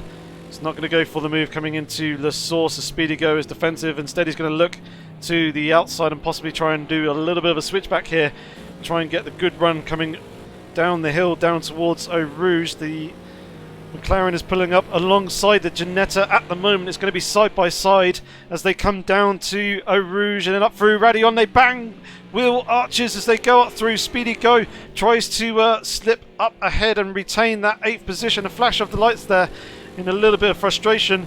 Imagine Asturbo probably was expecting Speedy Go to lift out a little bit, but Speedy was... Oh, no, Speedy ended up backing out there and letting Asturbo go through. So obviously Speedy Go thought that that bit of contact was more on him than Asturbo, and Asturbo now up into 8th position.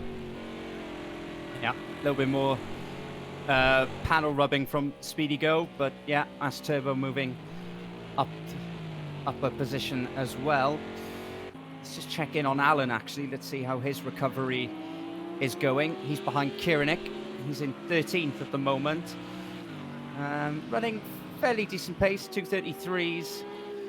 And, he's now on the back of that Audi. I don't know how the damage affected him early on and how much he's managed to get it repaired. But he'll be looking to move up as soon as possible. All just starting to string out a little bit now. as high times is finally down in the 2-minute 30s. I said he was quick yesterday, and he's just starting to find a little bit of pace now, and has just bridged the gap to Moo behind him. It's looking good here for these two. We could have a battle for second come the end of this race. Yeah, it'll be interesting to see how the dynamic changes between the two drivers when the slightly drier conditions start to kick in. Looks like there's a bit of a puddle there on the apex curb of the final corner. So the drivers staying just off of that as they begin lap 25, the 24th racing lap here in this race. They have 18 odd laps.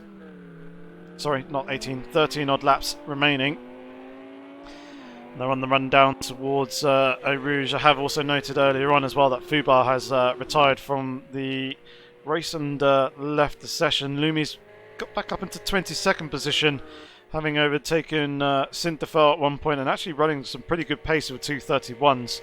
But he's a good 35 to 40 odd seconds off the back of I believe the kinky one, who's occupying 21st position, and we see Strongest Avenger, the first driver into the pit lane. Surely he's not going to be going for a set of sticks now, is he?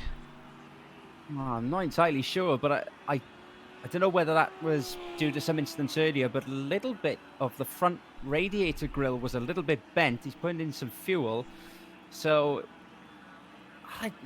this is a strange one. I'm not really sure what he's thinking here, but we'll see where he comes back out. He's already dropped now down into 16th place.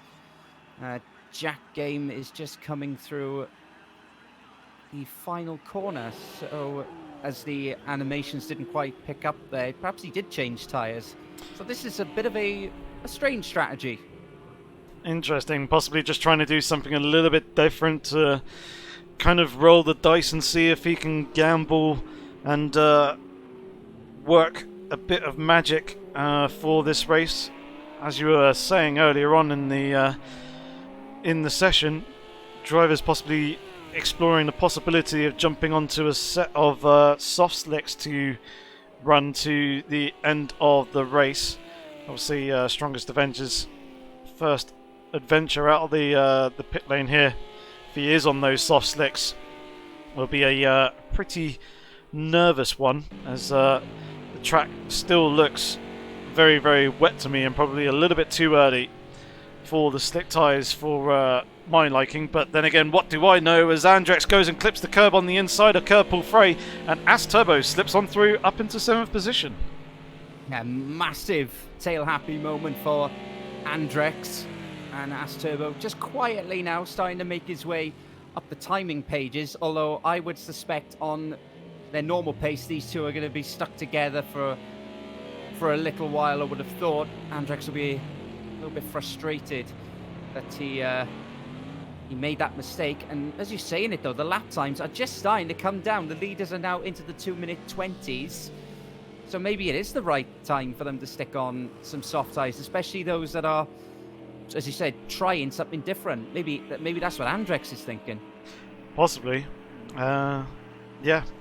So possibly the jump onto the stick tyres, as you say, as Alan is also into the pit lane now, his teammate. So the two SLS drivers thinking the same strategy, and it also looks like Beauge France is into the pit lane. So obviously we can see things from the commentary box here, but ultimately it is the drivers that are going to know and judge when the best optimum time to make the switch to the slick tyres is going to be, as we can see the horizon starting to lighten, and in fact Moo is venturing off the racing line there to find a bit of water to obviously try and cool the tyres down. So perhaps it is the right time. If there's a bit of a dry line starting to form, then the slick tyres could certainly work, but it certainly seems that in some parts around the track it looks to be wetter than others. So it's kind of in that awkward in-between stage of,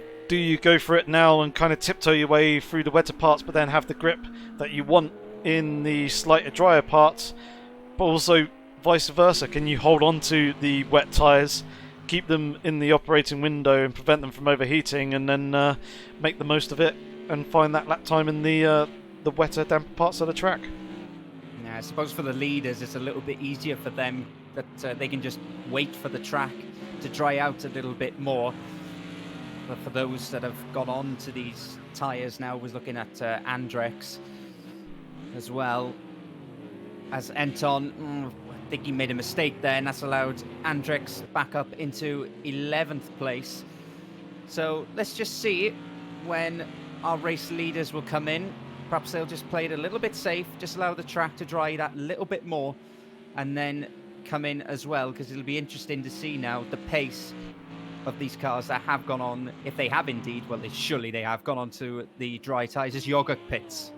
Yeah, this is going to be very, very interesting. We're going to have to pay close attention to the times here. The top three all in the mid 2-minute 27s. Haven't seen Strongest Avenger come across the line yet to record his first flying lap. There he is. He's just coming up to campus, so be intriguing to see what the difference is there. I would have thought the crossover point would probably be in and around 2-minute 25-ish sort of mark, but that's just kind of sticking my finger in the air and trying to read the situation as best as I possibly can. It's a bit of a guess more than actually knowing the full situation, as both Ginetta drivers of Speedigo and Yogok are into the pit lane. So is Kiewanik in his Audi. There he is, just pulling up into his pit box. So no doubt the driver's going to be jumping onto those slicks now as Yogok is rolling down towards the pit exit. Yeah, let's see where he comes out onto the track. Looks like he's going to have a very nice clear track to come out on. Where's he? He's come out in 8th place. Just Andrex behind him. So yeah, let's keep an eye on these times. As Strongest Avenger, a 2:22. So it was the right time for him to move on to the slicks. Yep, definitely a good 5 seconds there gained by him. This could actually work very nicely for Yogok as well, as he was kind of not far off the back of WMDR Martin. You did note earlier on that their pace was very similar between the two on the wet tyres, but if Yogok's now on slicks, he might be able to capitalise here, put in a quick lap or two, especially if Martin tries to hang onto the wet tyres out on track. He's still out there in 4th position at the moment, but this could be Yogok's opportunity to make that jump in the via the pit lane strategy. Yeah, here is Martin. He's just coming up towards Blanchimont. Let's see if he is going to duck into the pit lane. As Dynamite Alive goes to 2:26.6, so they're still, you know, fairly quick up front. They've got a little bit of a gap to play with, but they can't afford to stay out there for too much longer, because if the pace continues to ramp up, they're going to find themselves with a few more cars on their tail as Martin continues to go through. So interesting. Let's just see now how long these guys are going to stay out. Yeah, the lap times on the wet tyres are slowly creeping down, but obviously not there on the pace of what Strongest Avenger did with his 2:22. We've got Gregwin and As Turbo now into the pit lane for the final time in the race here, as we've got 10 to 11 laps remaining. Also Trip now into the pit lane as well, so a few drivers possibly picking up on the conditions changing and the track drying out, and thinking that now is the best time for them to make their mandatory pit stop, as both Trip and Gregwin are occupying the same pit box there. The two cars intersecting with one another, but Gregwin's back out fairly promptly. Do have to say the low rumble of that V8 Bentley is very, very nice and soothing, as that was As Turbo going through in the background. No, it wasn't. It was Yogok. Sorry. Yeah, he's up into 5th, and what's the gap to Martin? It's coming down fairly quickly. 42 seconds. It's taking a fair amount of time out of Martin.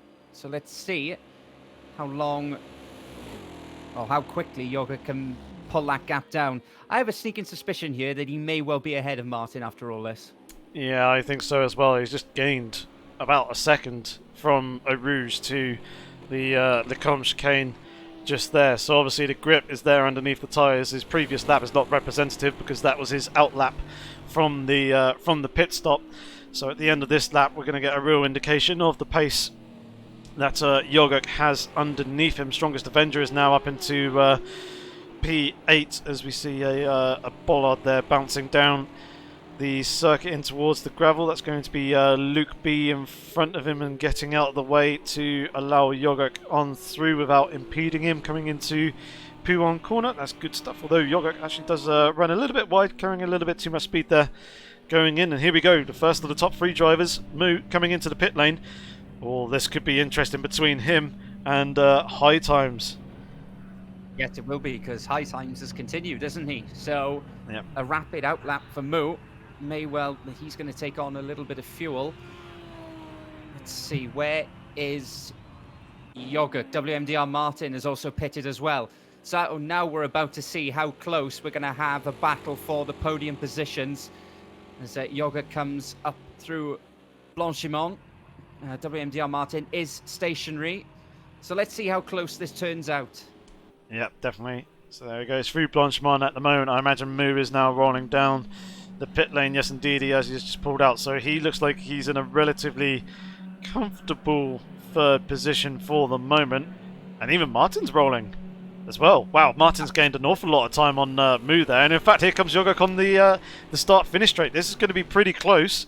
And obviously, Jogek is going to have the advantage of having run a dry lap or two already around the circuit. He'll be a bit more up to pace and a bit more comfortable in the tyres, knowing what kind of grip they actually have. Yeah, as you say, Martin has really made up a lot of time. Maybe he took fuel on earlier in the race and didn't have to put any fuel in the car. But where is Jogek? He's just coming out over Radion now. What did he set on that last lap? A 121.4. Not quite as strong, as fast as Strongest Avenger, but plenty of pace now in those slick tyres as he's got one of the Lamborghinis up ahead of him. That is Nidalap, who should be getting out of the way. No! And no, collected each other. I don't know whether that was Nidalap just on the wrong line or Jogek didn't anticipate where he was going to go. Well, that has dropped him out of the race now for second and third. What a disaster. Yeah, he's going to be absolutely kicking himself over that one. I think that was probably more on Nidalap than Jogek. It's not the best place to try and let drivers by is through the corners. It's generally better to do it on the straights, but I think Nidalap was just backing out the throttle there to let him go by before they go into the right-hander of turn 9, but obviously Jogek was probably a fair bit closer and didn't really have the time to react. Dynamite Live, as we just saw, is into the pit lane as well as High Times. So, question, how close are Mu and High Times going to be once he has served this pit stop and got back out on circuit? It certainly looks like it's going to be close, as Mu seems to be closer than Jogek was when we compared him to WMDR Martin on the previous lap.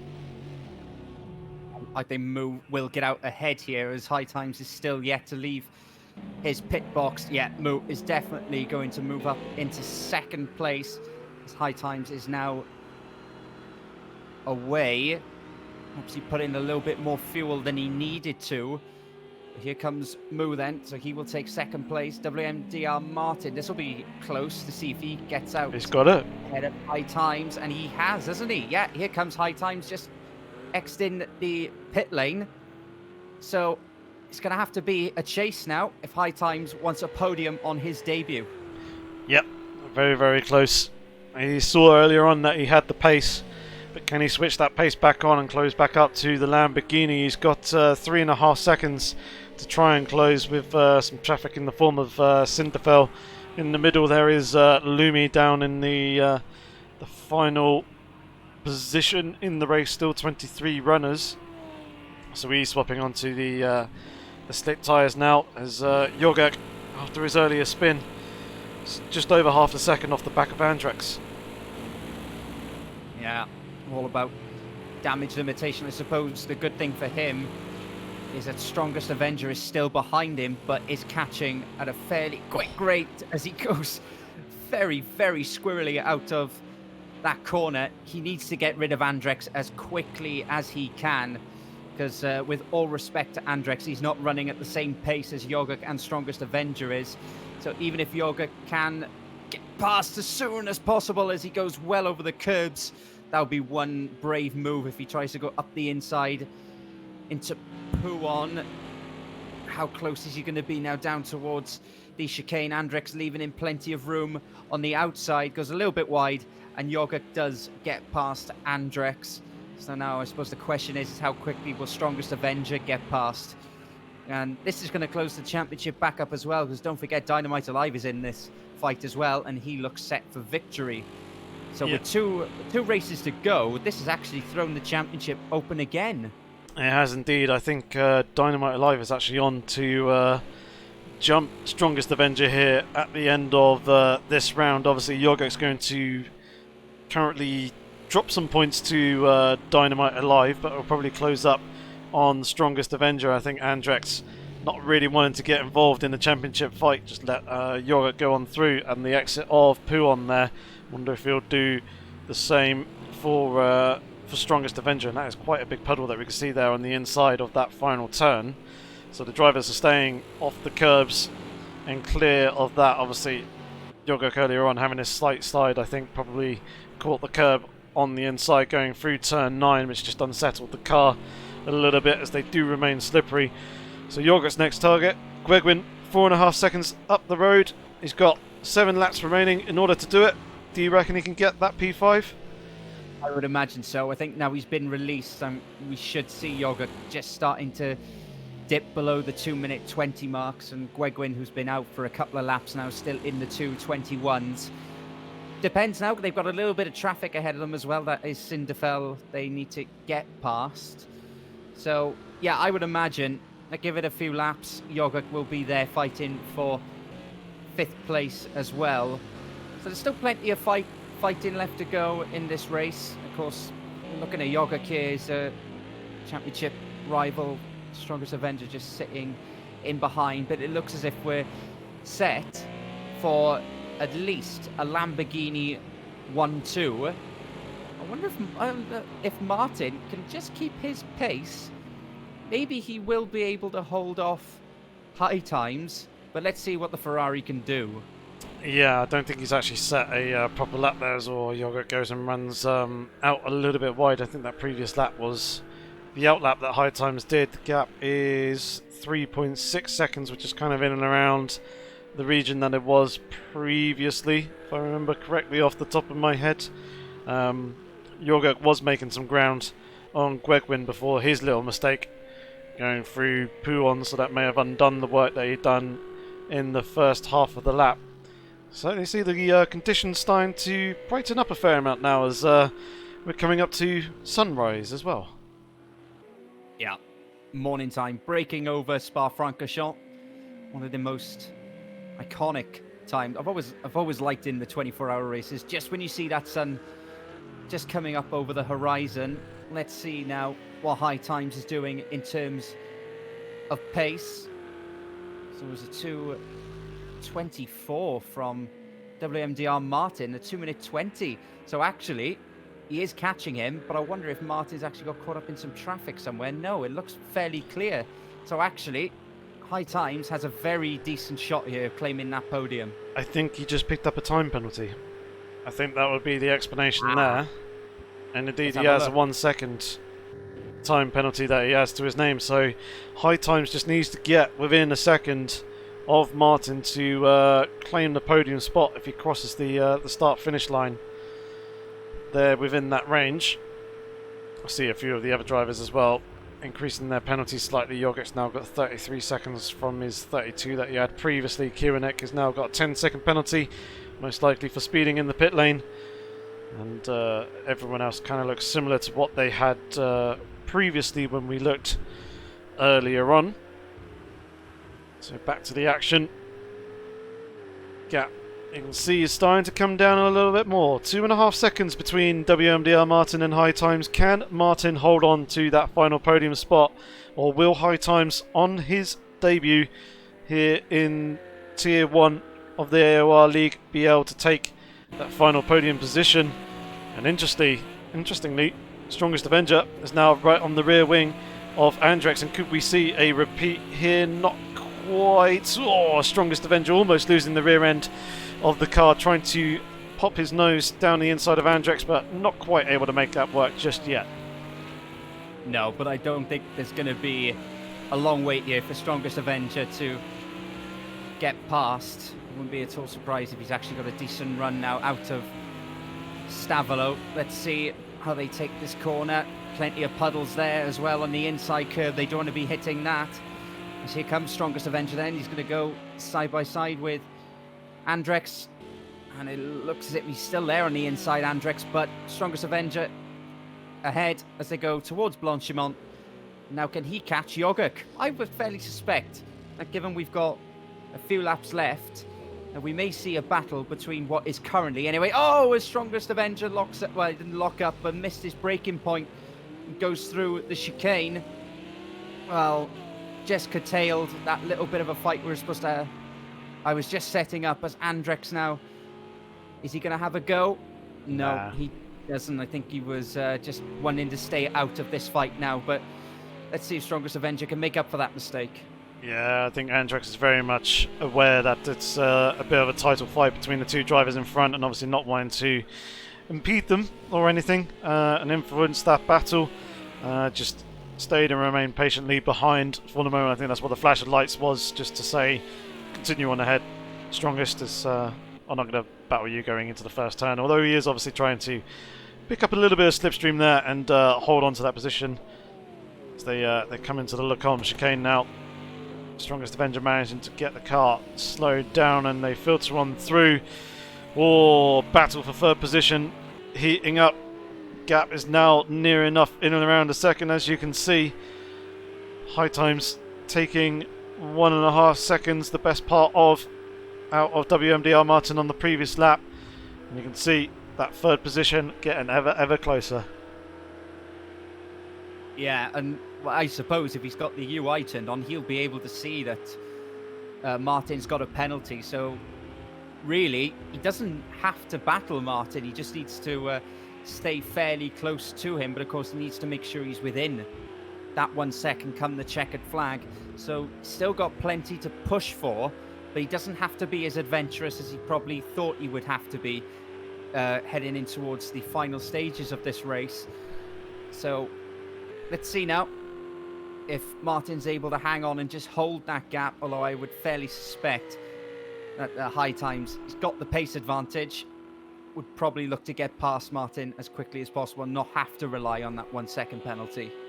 Yeah, certainly agree with you there, and I can see the gap between Gregwin and Jorguk is coming down a little bit as well.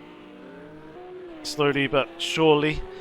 Not quite within battling and striking distance range as of yet, but it's closing up just that little bit as High Times goes and sets his fastest lap of the race, I think, with 20.1, which was a good 8.5 tenths quicker than WMDR Martin's lap on the previous time round. You can see he's now within that 1 second as they come up through Radion, and in fact Jorguk is within a second of Gregwin as well. I don't know who really is to keep an eye on here, because we've got a battle for second and we've got a battle for fifth, but I suppose let's just keep an eye in the background as well. This is the best thing now about knowing where they all are on track, as High Times doesn't chance a move. Let's see if Jorguk now will try a sneaky one up the inside at Lecombe. He does not, but he's definitely got the Bentley's number here, and I would imagine that probably down to the chicane after Pouon that he will have a go. Let's just see what kind of run he gets now out of the left-hander. May even be past him before that as Gregwin goes in on the defensive. This will compromise him a little bit coming out as they run over the curbs. This is going to be a very brave move, and Gregwin probably a little bit daunted by Jorguk trying to go down the inside, ran a little bit wide, and the Ginetta is up into fifth place. Yeah, nice little move there by Jorge.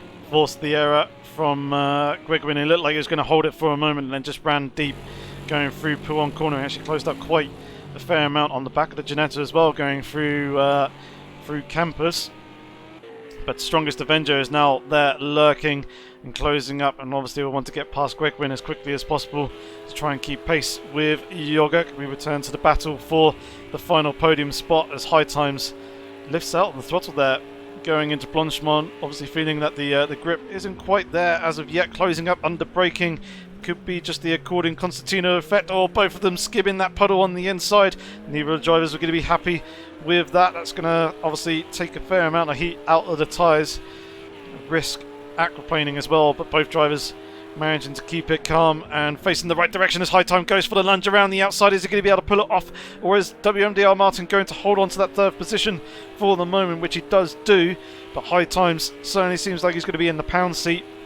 He's got the slipstream slotting in now as he's on the run down towards Eau Rouge. He just needs a good clean run coming up through Radion here, just playing with the throttle as they come out over the top of the crest to avoid the slippery curbs. And now High Times is going to start eating meter by meter towards the rear end of that Lamborghini. He's again being forced to look to the outside coming into the Lecombe chicane. He's going to be able to do it. Not quite. WMDR Martin holding the Ferrari driver off for the moment. This is turning out to be a pretty good battle and will probably go on for quite a while, I think. Oh, here he comes. He's going to get squeezed to the inside. Just ducks back to the outside as Martin took the tight defensive line. You got to watch it though, because Jorge will be, if he can see these two, he will be hoping that Martin holds up High Times just that little bit. And we could even have a three-way battle as again Martin fairly aggressively covers the inside line. What kind of run has High Times now got out of Puon down to the chicane? Just holding it tightly. This is Martin very sensibly taking the inside. Oh. Just make a little bit of contact as they go into the right-hander. Hopefully that hasn't done any major damage to either of them. They both stayed on the track, luckily. But this is getting a little bit frantic now as they come towards the end of the lap, starting to get feisty, and the new guy not afraid to get his elbows out. Yeah, there was a little bit of an error there by High Times. Martin was holding his line, and High Times, just as they came into the braking zone, kinked to the right and pointed the car towards the apex. Obviously the Lamborghini was there on the inside as he goes and brushes the curb. That's going to be him out wide. Could be compromised here coming into the chicane as High Times looks momentarily right, then goes left. Both drivers managing to slow on down for the corner, but we can see Jorge is now within 3 seconds on the back of these two guys, and has actually got Strongest Avenger for company as well. Just a half a second between those two, as once again Martin is defensive coming into the first turn and parks the car on the apex, preventing any potential of a switchback move there from High Times. So once again we repeat the previous scenario that we had on the last lap. High Times following WMDR Martin through, bouncing over the curbs there, out the top of the hill onto the Kemmel Straight. He's going to have the slipstream. Martin very much making sure that High Times can't get the inside line coming into the Lecombe chicane, but the outside line is a real option if he can brake a little bit later. He goes and swoops around the outside. Can High Times manage to keep it on the track? He bounces over the curb. This could put him vulnerable to Martin trying to switch back, but for now High Times manages to take that final podium spot and holds on to it. And just for a moment there as well, we saw Strongest Avenger ahead of Jorge, the two of them battling side by side as they come into the Bruxelles hairpin. Jorge going for the lunge down the inside. Strongest has lost the rear of the car. Keep it out the wall. He made contact with the wall. That's going to be Gwegwin going on through up into 6th position. Strongest Avenger, just a slight error there, trying to make the move and get past one of his championship rivals. And he now finds himself coming... Oh, dearie me. No, that was just really unfortunate. Strongest Avenger just not quite rejoining onto the track quick enough. Ended up... Oh, my God. As Turbo getting collected there. I think that was... who else was that? Alan managed to sweep around the outside, but Strongest Avenger parked there on the inside of the corner, just waiting for an opportune moment to drop back onto the circuit. But the race just took an absolute dive for him in the last 3 laps there, he's going to be absolutely kicking himself over that mistake. Yeah, just lost the back end, didn't he? And tell you what, the Speedy Girl was lucky when he came round there as well, not to collect either Strongest Avenger or Ass Turbo as well. Well, he just started to make progress back towards the front. Well, I don't really know what happened. Did he just lose the rear end because there was no contact between himself and Jorguk? I think so. And well, Jorguk was quite clearly going for the lunge and ended up going a little bit deep. I think Strongest Avenger possibly just tried to bring the car in tighter and go for a bit of a switchback to try and cut underneath, but in doing so, just lost the rear end of the car and went into a bit of a half spin. So, hang on, what's happened to Jorguk? Oh, that's major damage. That is major damage to the rear end of his car. What? Yeah, that is a very good question. What the hell happened to him? He's now down in 9th position after being there up in 5th place. That wasn't sustained, was it, during the incident with Strongest Avenger? So he's had another incident around the lap, and the two leading title sorry, Jorguk isn't second in the championship. That's Dynamite Alive, but the two of the 4 main championship contenders having absolute nightmares. And, well, I don't know where Jorguk's going to be able to bring this car at the moment. He's got 4.5 seconds to S Turbo. Obviously, he's got an awful lot of straight line speed knocked off that car because he's not even able to get up into 6th gear on the Kemmel straight. So S Turbo is going to be closing at a very high rapid rate of knots. But, wow. I even wonder if Strongest... Oh no! Jorguk's gone and spun round again. Obviously, no rear wing. Awful lot of damage at the rear of the car. I think he's going to lose the position to Strongest Avenger as Cinderfell having a massive moment there going through the Exeter Lecombe chicane. Jorguk flashing the lights to Strongest Avenger as he goes on through. I'm lost for words. Aren't we all unbelievable? I don't know whether Cinderfell saw Jorguk going round and went round in unison, unfortunately. But, well, yeah, this is an incredible turn of events towards the end of this race. Well, oh, wow. Well, where's Kieranich? He is just coming towards Puon. Well, given the fact that Jorguk's already spun twice now, don't count out that Kieranich may get past him as well.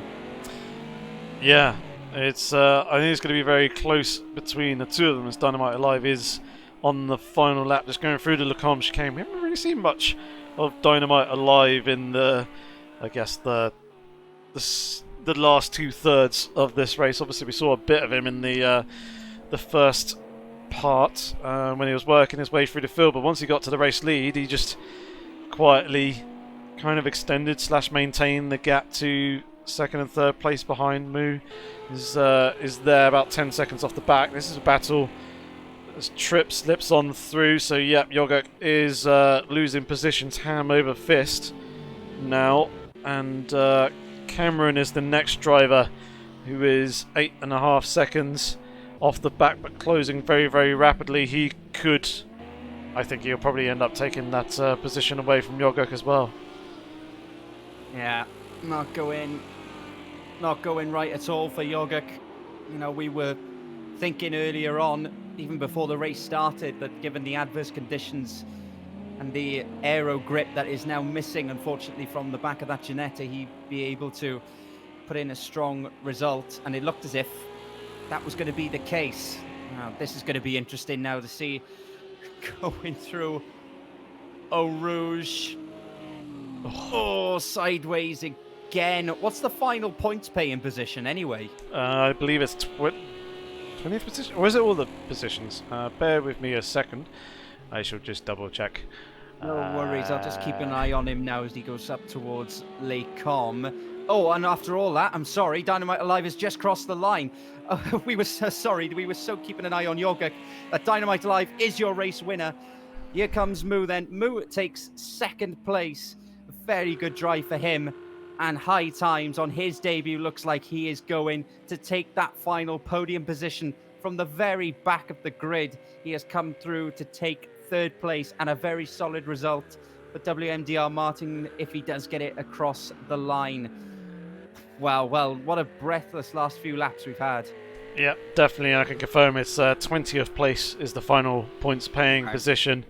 So high times with a very strong debut coming across the line in third position. Martin will be very happy with that fourth place. No doubt Gregwin's going to be very happy as well with fifth place. That's going to be a big haul of points for him in the Bentley. Andrex comes across the line in sixth position there.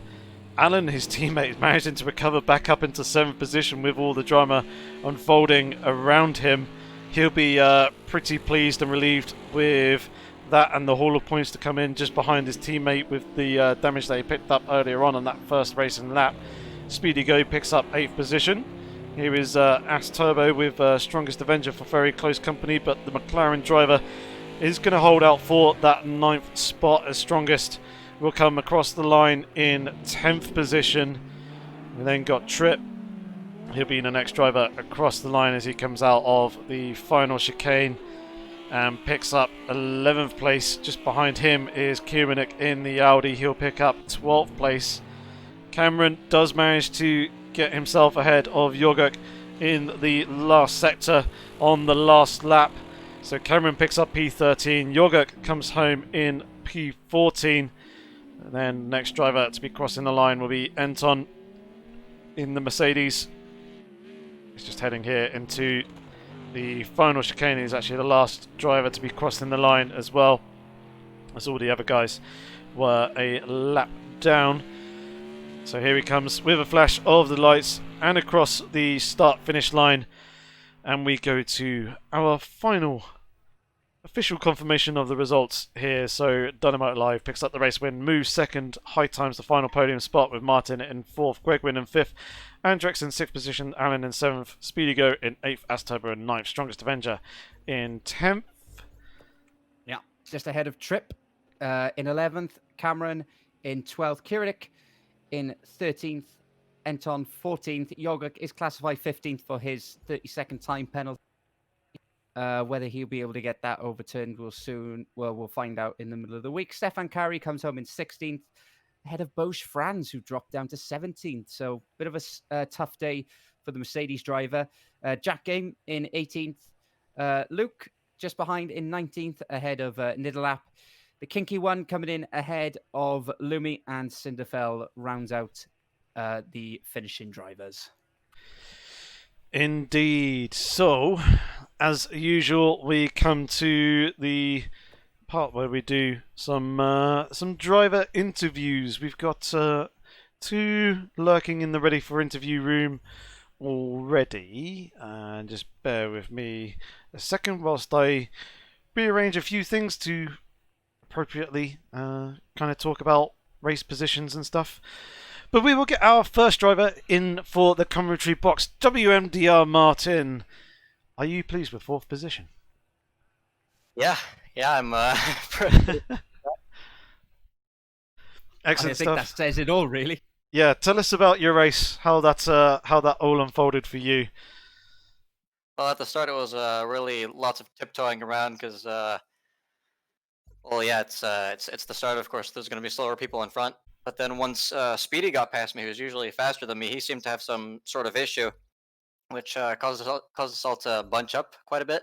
And I think I almost ran into him like probably 4 or 5 times. I think I did end up getting like 4 front damage on the arrow, which I had to pit for later. But then after that, got past him, had a decent first stint.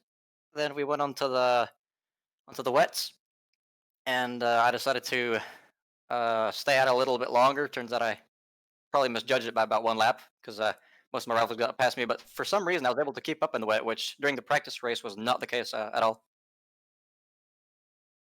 And then for the third stint, that was pretty much just making sure you don't spin out on the softs because they do start getting hot towards the end. And I had what's his name again? The new guy. High times. Yeah, High Times. Had him coming up behind me, and at first I was pretty excited, but then I got that 1 second penalty, so I thought it was all over. But then it ended up being a fight for position anyway, and he got past. But I'm not entirely sure how legal the move was because I think he went off the track after overtaking me. Yeah, we did see him bounce across the curb a little bit. It looked like he was kind of half straddling it. So, yeah, pretty much a very solid performance by yourself. Are you still on the pad, by the way, or have you switched to the wheel now? That was all pad without traction control. Ridiculous. He's flexing now, isn't he? Quite Very rightly, much so, quite yeah. rightly as well. That's totally the wipers. It's making all the aerodynamic difference, isn't it? One all season, just had to wait for now. Yep. Well, very well done. I think I think you ran a very particularly clean race as well. So overall, how would you say you're looking going into the final 2 races of the season?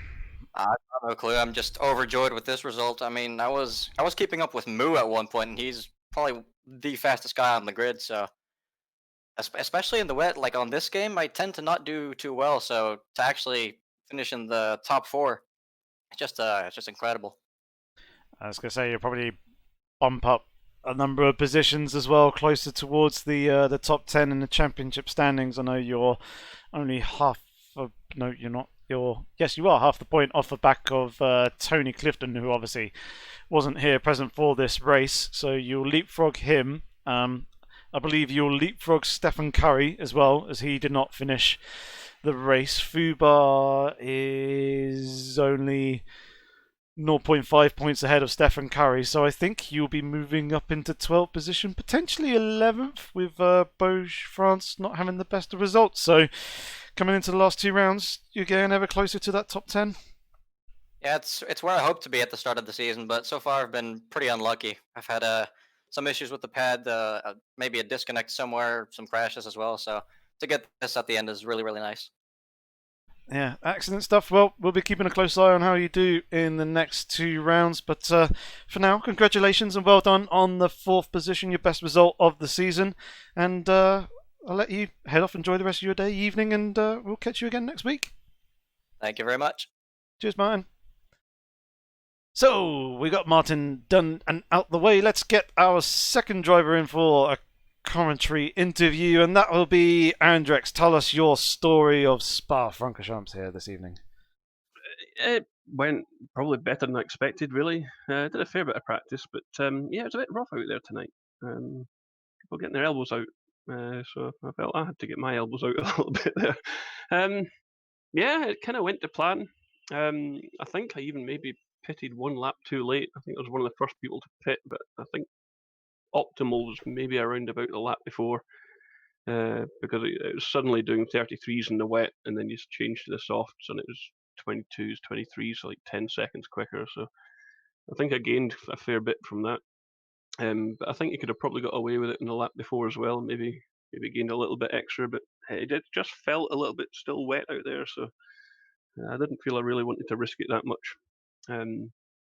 But yeah, no, it went to plan, really, I guess. It was just trying to keep safe and keep it pointing the right direction. I've never really liked Spa that much. Well, I've never been that good at Spa compared to the good guys. So I was just hoping for a top 10, maybe a top 8. So yeah, pretty happy with that, to be fair. Good stuff. What was I going to ask you? The points battle between yourself and the 2 Ginetta drivers. Do you reckon you and Alan could potentially catch them by the end of the season? I think you'll certainly have closed up the points difference, which is currently at 42.5 here in this lap, with both you and Alan finishing ahead of the 2 Ginettas. Yeah, it'll help. I mean, that's pretty much the target at the moment, to be honest, is just to try and get in front of those guys. The complete spectrum opposite cars to what we're running, so it's kind of interesting that we're this close to one another, to be fair. But yeah, no, it was the race itself went fine. I think there was only one kind of nasty moment, which I think we were 3 or 4 wide down the straight.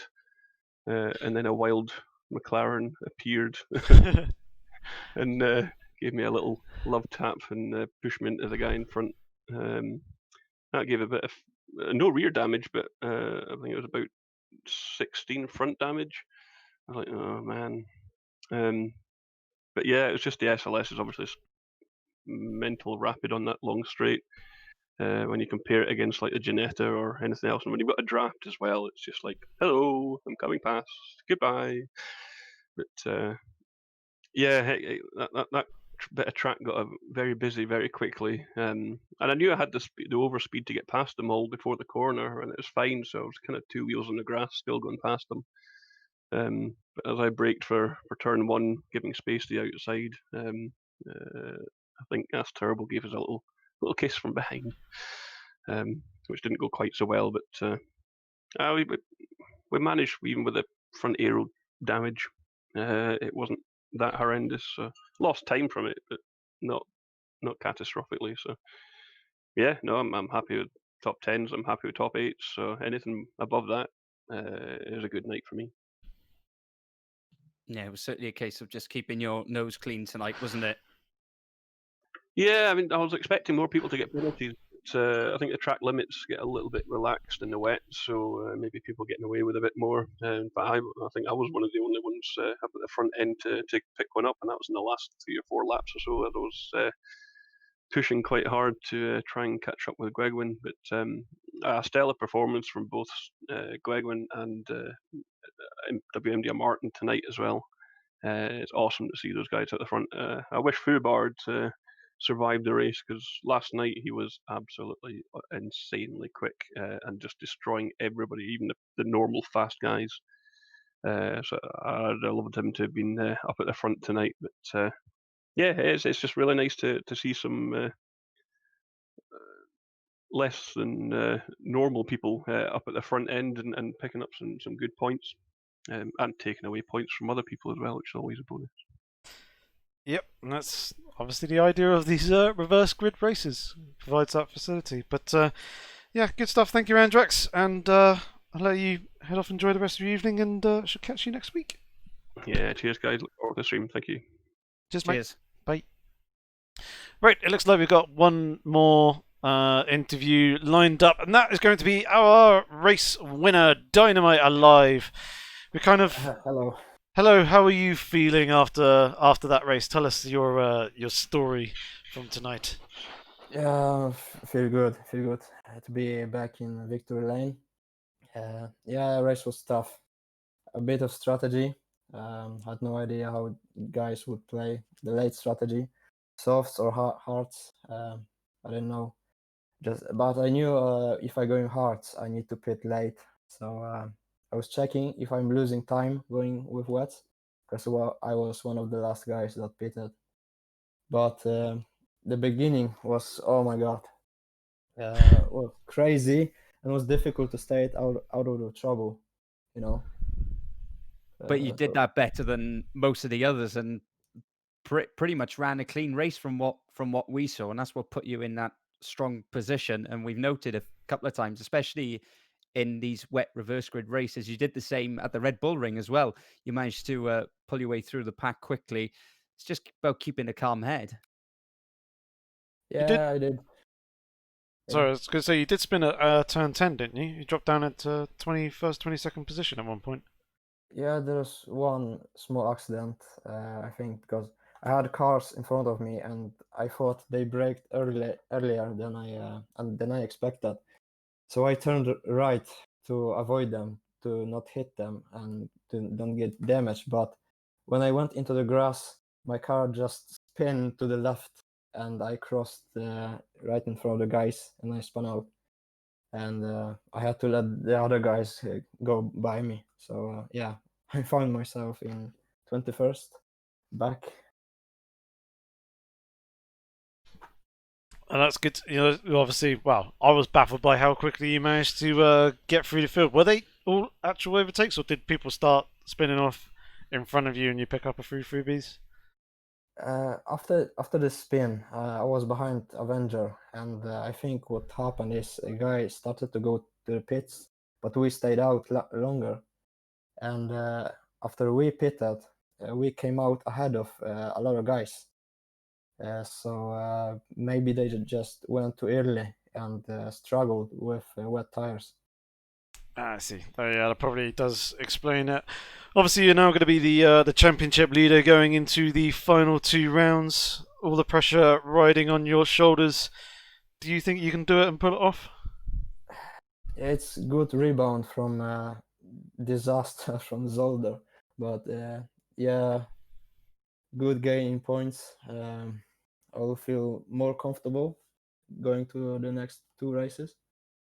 But I'm not gonna be easy in any way. Also, we're trying to go and try to win, of course.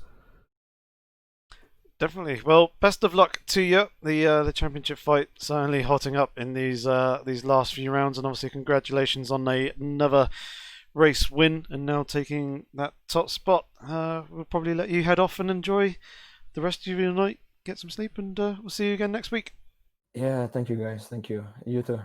Cheers, mate. See you guys. Cheers. Okay, so that's pretty much that for this evening. Matt, any last words? Well, what more can we say really than that's probably the most instant packed and exciting race we've seen this season so far. And basically, it was a case of keeping your cool, and Dynamite Alive has done that. That's given him the championship lead. We've got 2 races left of this Apex Online Racing GT3 Tier 1 season, and I really can't now tell you, well, pretty much I haven't been able to tell you all season who's going to win this championship. And with Sugo and Fuji to come, we are in for one hell of a grandstand finish. Yeah, we definitely are. It's hotting up there at the top of the championship standings. Obviously, these were the standings at the head of the field. Coming into this round, Dynamite Alive will no doubt be occupying that top spot after taking the race win, and his nearest 2 rivals of Strongest Avenger and Yoguk finishing much further down the field. It's just going to be a question as to how close those 2 guys are going to be to one another and how much of a lead Dynamite Alive is going to have going into these 2 rounds. So if I were you, I would smash that subscribe button, hit the bell notification, that way you'll be alerted as to when we go live with the next 2 live streams. Otherwise, they will be same time again, Wednesday evening, 8 PM British summer time. Although, actually, I don't think the clocks go back until after the season is complete. So that should be fairly accurate there. So next week, as Matt has just said, we're going to be at Sugo. It's going to be an interesting race there to see how the championship continues to unfold. Will Strongest Avenger get another race win, or will Dynamite Alive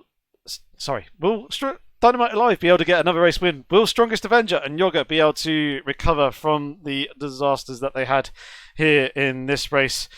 Who knows? But we won't know until next week.